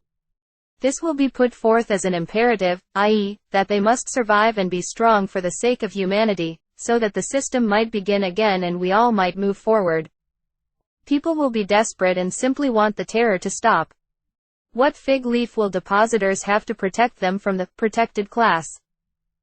The Deposit Insurance Fund, DIF, of the Federal Deposit Insurance Corporation, FDIC, was $128.2 billion as of December 31, 2022. The FDIC is required to fund the DIF to 1.35% of insured deposits. The DIF can be exhausted, and indeed has been totally depleted twice, in the savings and loan crisis and in the global financial crisis. In these instances, the FDIC was allowed to borrow funds from the Federal Financing Bank. The FDIC has a line of credit with the Treasury for up to $100 billion. If this credit line were fully utilized, total resources would be $228 billion, roughly 2% of insured deposits. So, if the entire banking system is insolvent, insured depositors get 2 cents on the dollar.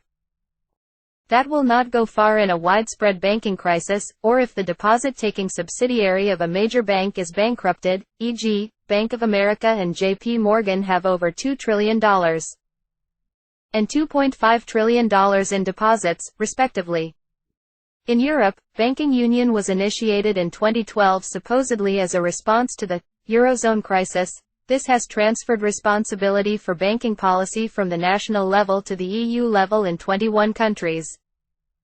Sweden has thus far resisted pressure from its own central bank to join the banking union. Denmark and Poland have signed but not yet ratified the treaty.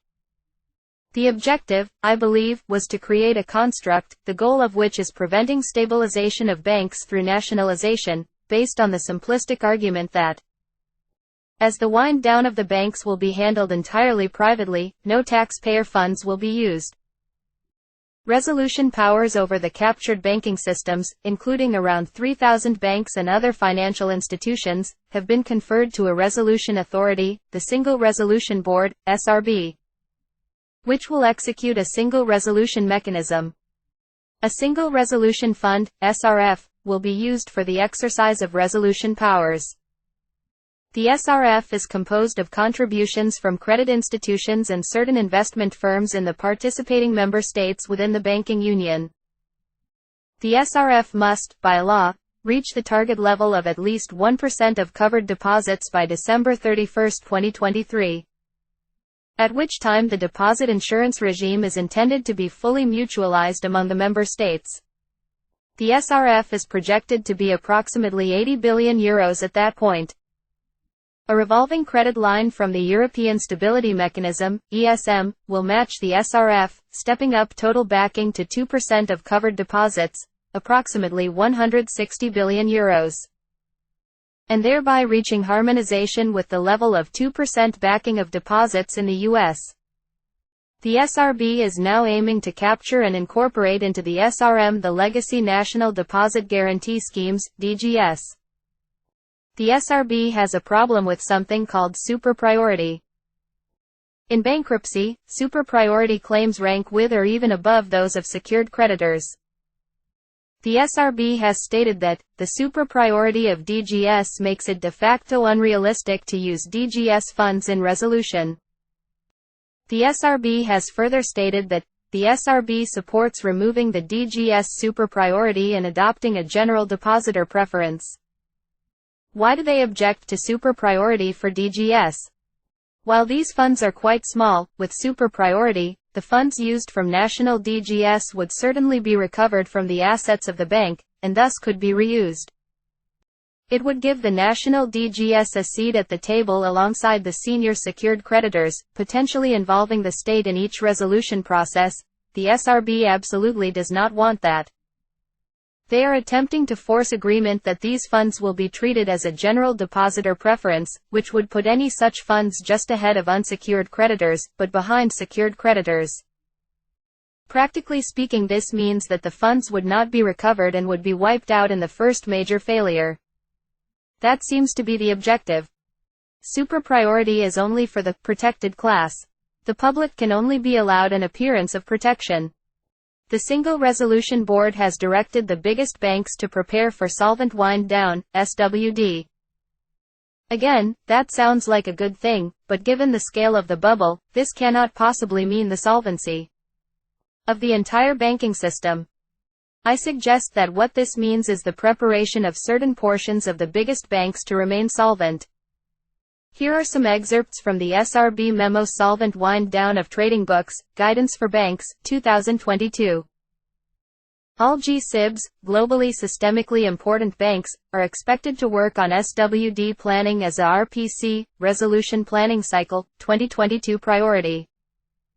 Other banks will be identified and approached in the course of 2022 following a further assessment of the significance of their trading books, to work on SWD planning as a RPC 2023 priority.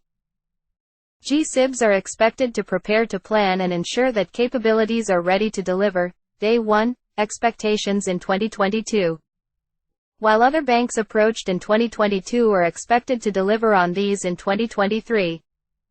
Banks should take all the necessary steps to ensure that all, Day 1, SWD-related expectations are implemented on time. Here are further excerpts from the SRB's Work Program 2023.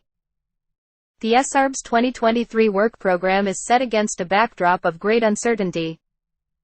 While the start of 2022 saw economies beginning to emerge from the pandemic, 2023 will see added challenges, in part stemming from Russian aggression in Ukraine.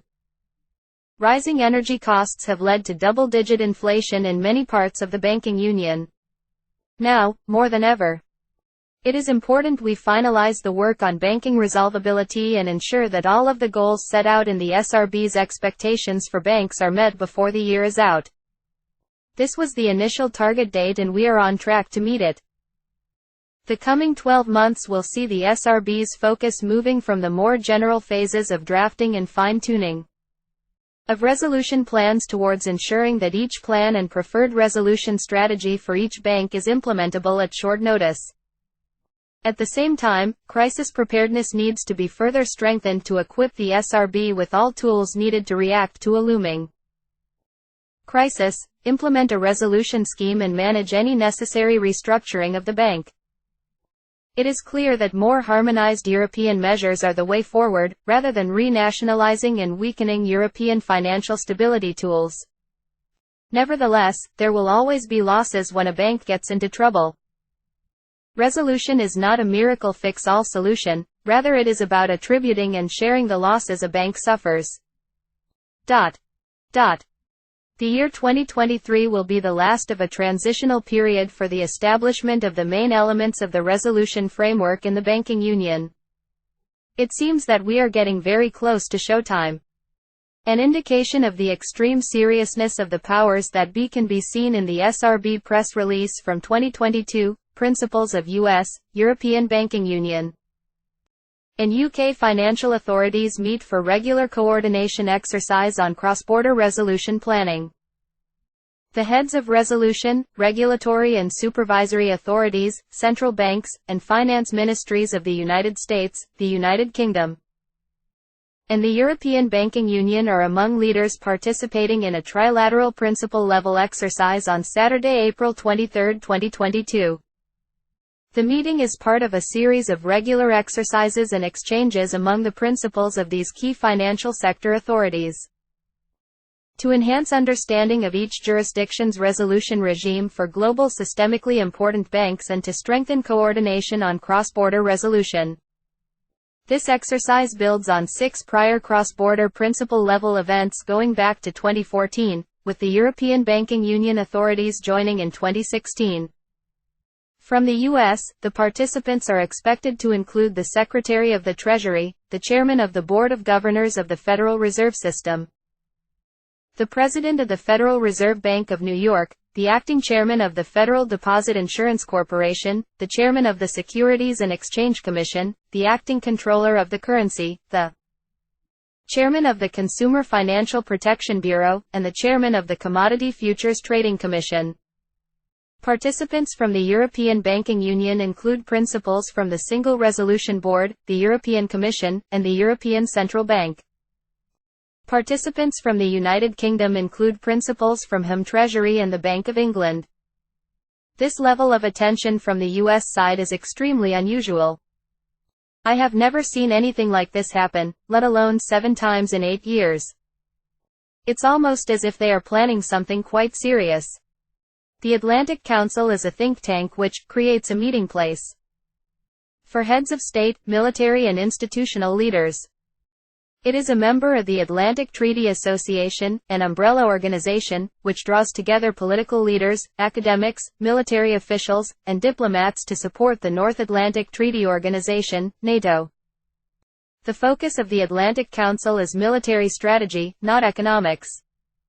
And what is the Atlantic Council focusing on now? Central Bank Digital Currency, CBDC, which is virtual money backed and issued directly by central banks. The Atlantic Council has quite a nice CBDC tracker. Here, one can see that, as of this writing, central banks in 114 countries representing 95% of the global economy are working on CBDC, that 11 countries have fully launched digital currency, that all G7 economies have now moved into the development stage of CBDC, and that 18 of the G20 countries are now in the advanced stage of development. Why is this happening now globally? Is it really a desire to bring financial inclusion to the disadvantaged? Why would the Atlantic Council, a military strategy think tank, focus on CBDC? We are living within a global hybrid war, a component of which will be the collapse of the banking, money, and payments systems globally. War aims will be achieved by means other than kinetic war. The foremost aim of the people who have privately controlled the central banks and money creation is that they will remain in power, forever. They can risk no pockets of resistance. Augustin Carstens is the general manager of the Bank for International Settlements, BIS. One can see the following comments of his, which have gone viral, just after the 24-minute mark in the video of the virtual meeting titled Cross-Border Payments. A vision for the future. We don't know. Who's using a $100 bill today, and we don't know who's using a 1,000 peso bill today. The key difference with the CBDC is the central bank will have absolute control on the rules and regulations that will determine the use of that expression of central bank liability. And also we will have the technology to enforce that. In other words, CBDC means absolute control. And so, if the old money system somehow collapses, new money will be provided by the central banks in the form of central bank digital currency, CBDC, the new and improved control system. Imagine. It is chaos. You have lost everything but your smartphone. If you don't have one, don't worry, you will be issued one. You will download an app. You will click boxes agreeing to everything. You will become increasingly indebted with each payment you make using the CBDC you are given on your phone. You will be told what to do and what not to do from then on. You will comply if you want to eat. The great deflation wisdom comes alone through suffering. Aeschylus. I went down to the Cleveland Public Library and paged through the old chart books of commodity prices and stocks stretching back into the 19th century. I found that, in the 1930s, all commodities, with the sole exception of gold, bottomed at the lows of the prior 60 years. Most public companies ceased to exist. They had gone bankrupt. The shareholders were wiped out. The assets were taken by the secured creditors, the banks selected by the Federal Reserve System. Price levels did not recover for decades. In 1923, Grandpa Rogers, the surgeon who had been in the first U.S. medical unit into the Great War, bought 3 housing lots in Shaker Heights, a new upscale suburb of Cleveland. These properties would have gone up in value through the 20s. In 1929, the stock market crashed. He was probably quite glad that he had not sold the lots and put the money into the stock market. In 1933, when the banks were closed, he was probably quite glad that he had not sold the lots and put the money in the banks. In 1952, 3 decades later, his widow finally sold the lots for 1/3 of what Grandpa Rogers had paid for them in 1923. This was not because Shaker Heights was economically depressed in 1952. Shaker Heights was, in the 1950s and into the early 1960s, statistically, the wealthiest suburb in the United States. In 1905, my great-great-grandfather's coal yard was valued in a bank appraisal at $126,000. A modern industrial building with heavy overhead hoists was built on the property in the 1920s by my grandfather, 59. 60x the Great Deflation that became the site of Webb Equipment, the crane and hoist business. After my father's death in 1981, this property, with equipment and materials, was sold for less than $80,000. This was after 3/4 of a century. Further confirmation of the persistence of the deflation is found in this paper by Tom Nicholas and Anna Sherbina titled Real Estate Prices During the Roaring Twenties and the Great Depression. Using unique data on real estate transactions, we construct nominal and CPI-adjusted hedonic price indices for Manhattan from 1920 to 1939. The CPI-adjusted index falls during the recession that followed World War I, rises to a local peak in 1926 and declines again following the collapse of the Florida real estate bubble. It subsequently recovers to reach its highest value in late 1929 before falling by 74% at the end of 1932 and hovering around that value until 1939. A typical property bought in the beginning of 1920 would have retained only 41% of its initial value 2 decades later. And this was Manhattan. Consider that in the period from the 1920s into the 1950s, more than 3 decades, there was little recovery in price level. Think of the absolutely massive demand drivers present through those decades.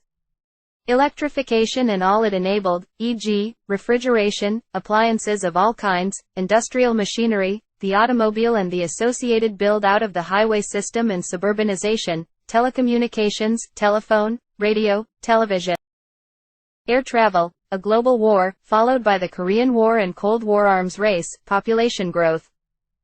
No such drivers of demand are present now. It is quite the opposite. Artificial intelligence, AI, and robotics are inherently deflationary. We are told that people are not needed. Perhaps that is a tad deflationary.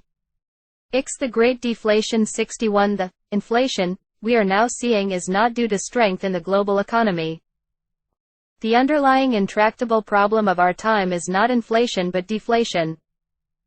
The inflation is illusory. It is created by massive devaluation of money and artificial scarcity. Consider the implications of the Nord Stream sabotage. Perhaps you have heard of the everything bubble. What is it? I will explain the horror of it simply. Let's take the example of a single bond with no fixed maturity date, i.e., a perpetuity. This bond pays a fixed annual dividend of $5. If the market rate of interest is 5%, this bond has a value of $100. If the Fed lowers interest rates such that the market rate of interest for this bond is now 1%, what happens to the value of the perpetuity? The fixed dividend of $5 remains unchanged. As 5 is 1% of 500, the value of the perpetuity goes up fivefold to $500.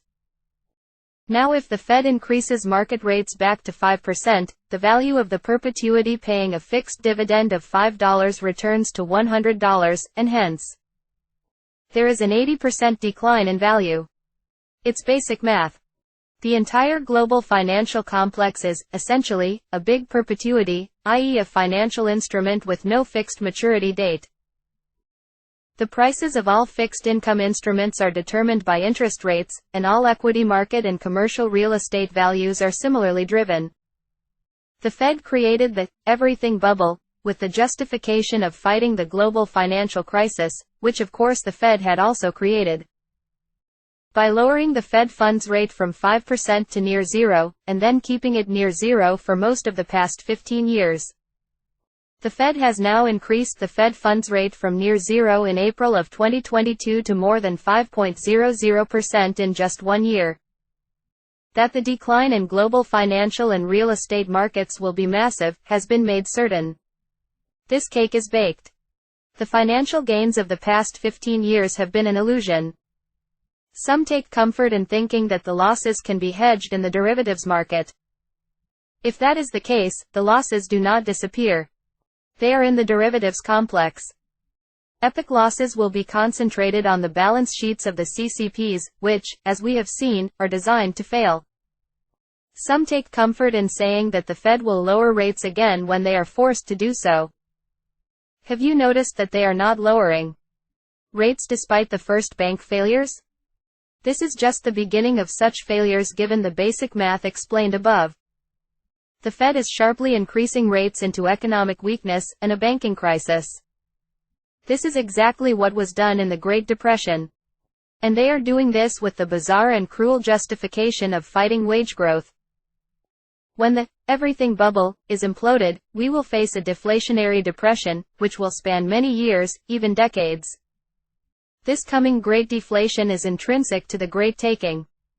The architects of the Great Taking have planned and prepared to use this dynamic fully, secure in their knowledge that, as night follows day, massive and prolonged deflation will certainly follow the epic debt expansion supercycle, which they created. The architects have assured that they alone are positioned to take everything, and that you and your children are positioned on the other side of that, i.e., to lose everything.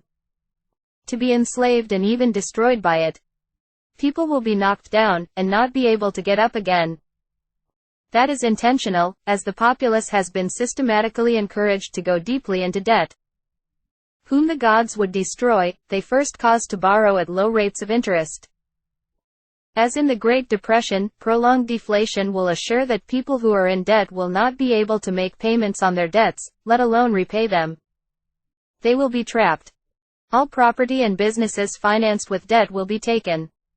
With profound and persistent deflation assured to stretch over many years, debt becomes a powerful weapon of conquest. Debt is not a real thing. It is an invention, a construct designed to take real things. It is instructive to look at the deeper meaning of the word, debt. The root word is believed by etymologists to be an ancient Proto-Indo-European word, gob, meaning to give, to hold, or to receive. It is found, e.g., in the Sanskrit gabasti, hand, forearm, the Latin habere, to have, hold, possess, the Old English gifan and Old Norse geffa, to give, and in the present-day Swedish gir, gives. However, the Latin prefix, de, meaning to do the opposite, or undo, or take away totally and completely, think of the word, defrost, utterly negates this giving, having, or holding. Again, according to the online etymology dictionary, the Latin word debere means, to, originally, keep something away from someone, from de, away, plus habere, to have. In medieval Latin, the meaning of habere was, goods, capital, investment. The bottom line is that debt has for centuries had the function of dispossessing, of taking away property, capital and investments from someone. We can plainly see in their deliberate preparations over decades to take on a vast scale that there will be no debt forgiveness. Ancient societies knew the practice of the debt jubilee, i.e. a comprehensive forgiveness of debts. It was enacted repeatedly in the interest of general human welfare.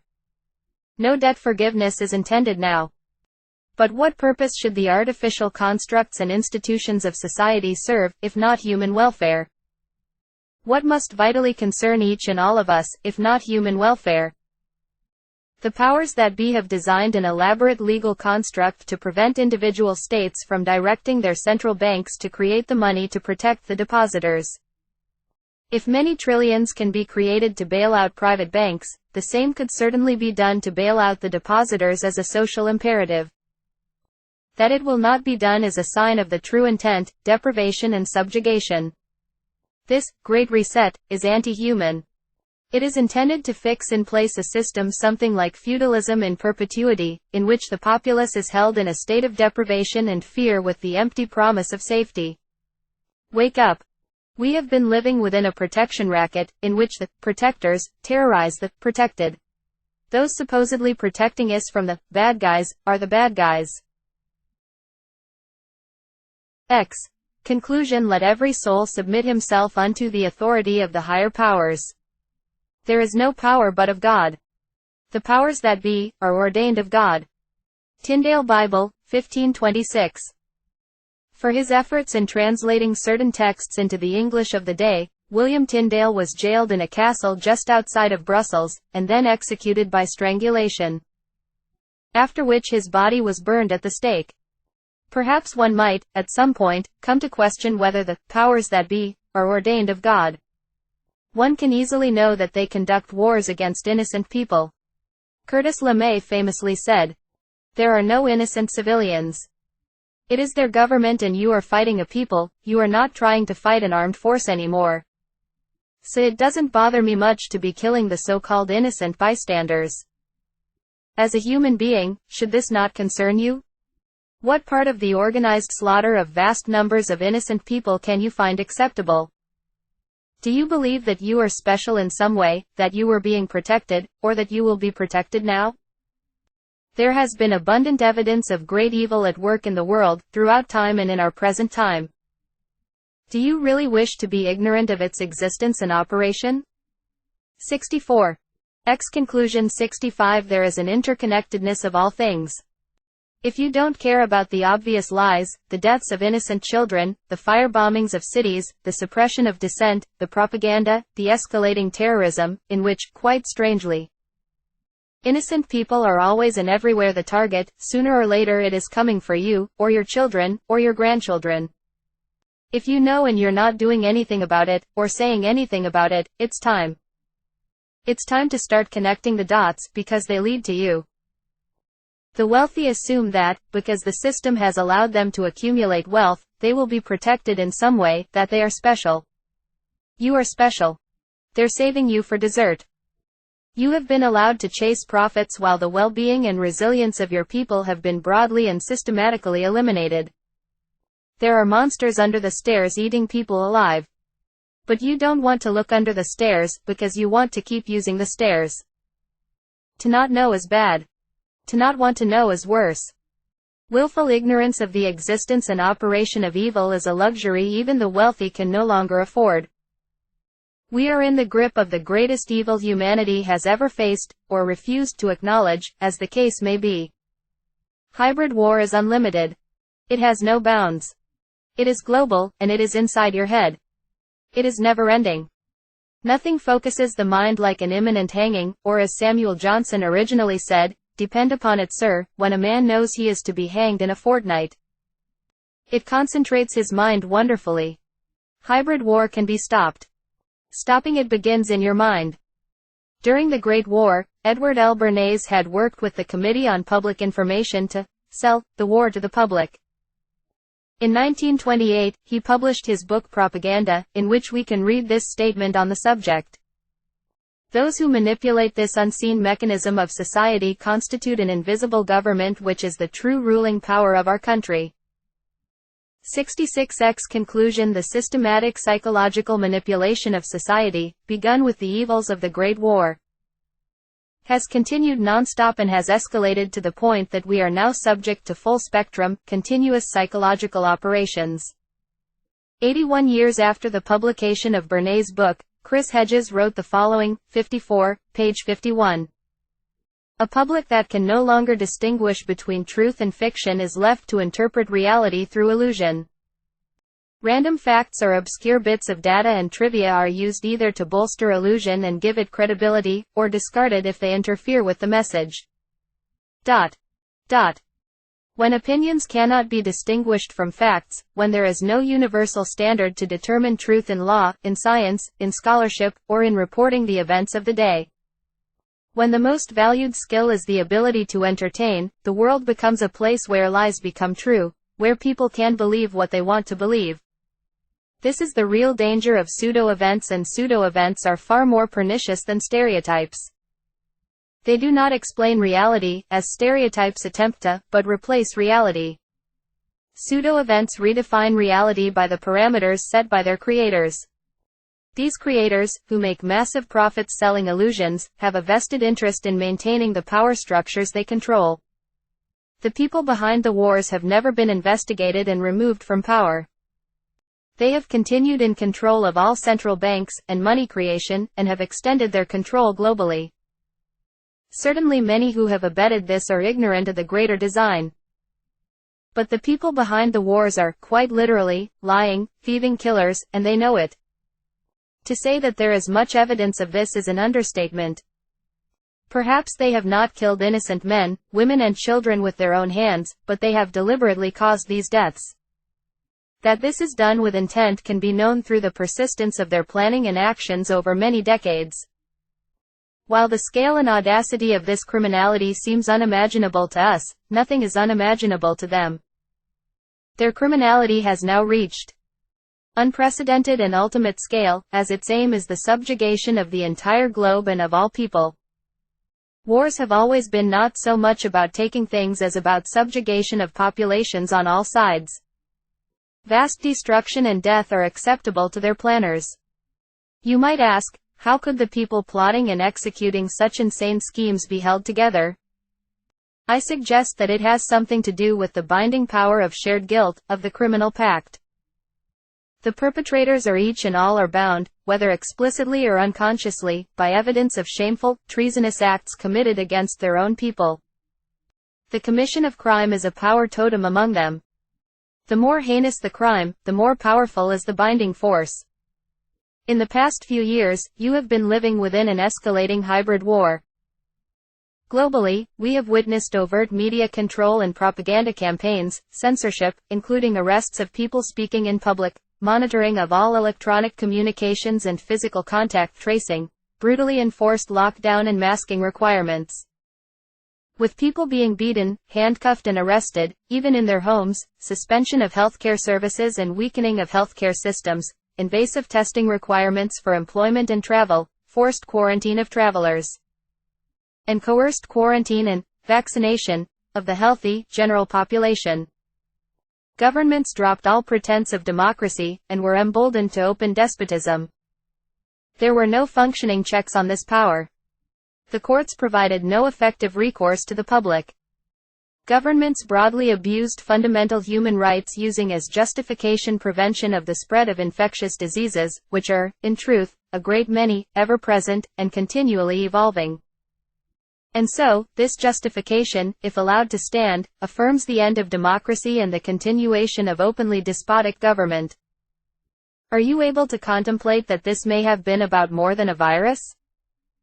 We have witnessed designs and real attempts to exert physical control over every person's body, globally, and this is continuing. Why is this happening? I will make a startling assertion. This is not because the power to control is increasing. It is because this power is indeed collapsing. The control system has entered collapse. Their power has been based on deception. Their two great powers of deception, money and media, have been extremely energy-efficient means of control. But these powers are now in rampant collapse. This is why they have moved urgently to institute physical control measures. However, physical control is difficult, dangerous and energy-intensive. And so, they are risking all. They are risking being seen. Is this not a sign of desperation? Where will they hide when they have all of the assets, when they have damaged all of humanity, and caused billions to awaken through suffering? They promote the belief that they are all-powerful. They are not. All they have had is the power to print money. The rest, they have usurped from humanity. Never before has a system benefited so few at the great expense of so many. Is this not inherently unstable and unsustainable? Physical control, as opposed to rule by deception, requires enormous energy. Can this be sustained while destroying all economies, and abusing all people, globally? They do not know how to build back better. Look at their footprint around the world, the destruction, the economic devastation. When it comes to the real world, they are exceptionally good at just one thing: fucking things up. Then they declare victory, and fix blame on others for the horrific damage done. We were told by Hobbes that war is the natural state of man. Hobbes' patrons were nobles. But is war natural and inevitable? How did humanity survive? Think about it. Did humans survive by killing each other? It is oxymoronic. War is aberrant. 100% of human survival is based on cooperation. You cannot survive alone. You depend on everyone else, and everything else. That is sanity. That is reality. All organizations promoting war are criminal organizations. The people behind them are mass murderers. The men and women orchestrating chaos in country after country are criminals of the worst kind. The people following orders are not heroes, they are criminals. The people controlling this system are quite obviously not benevolent. They are not noble. They are not elite. They are insane. They are the antithesis of everything we could value, admire, and love. These people do not represent human development, or the future of humanity. They are lacking in essential human qualities. They are aberrant. Antipathy for humanity is aberrant. For 99.99% of human history, sociopaths like these would not have survived the next winter. Their nature was seen and they were ostracized from the village to save the village. They operate today through anonymity enabled by inhuman scale of social organization.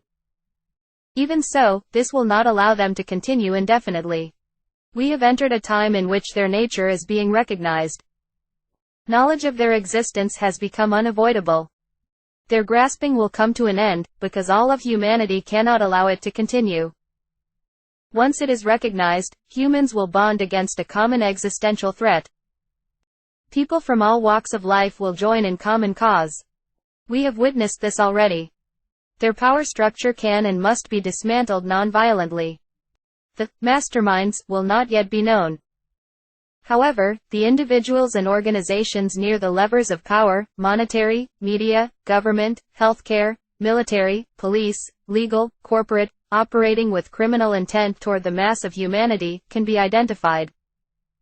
The allegiances of these functionaries are unstable, driven by narrow self-interest.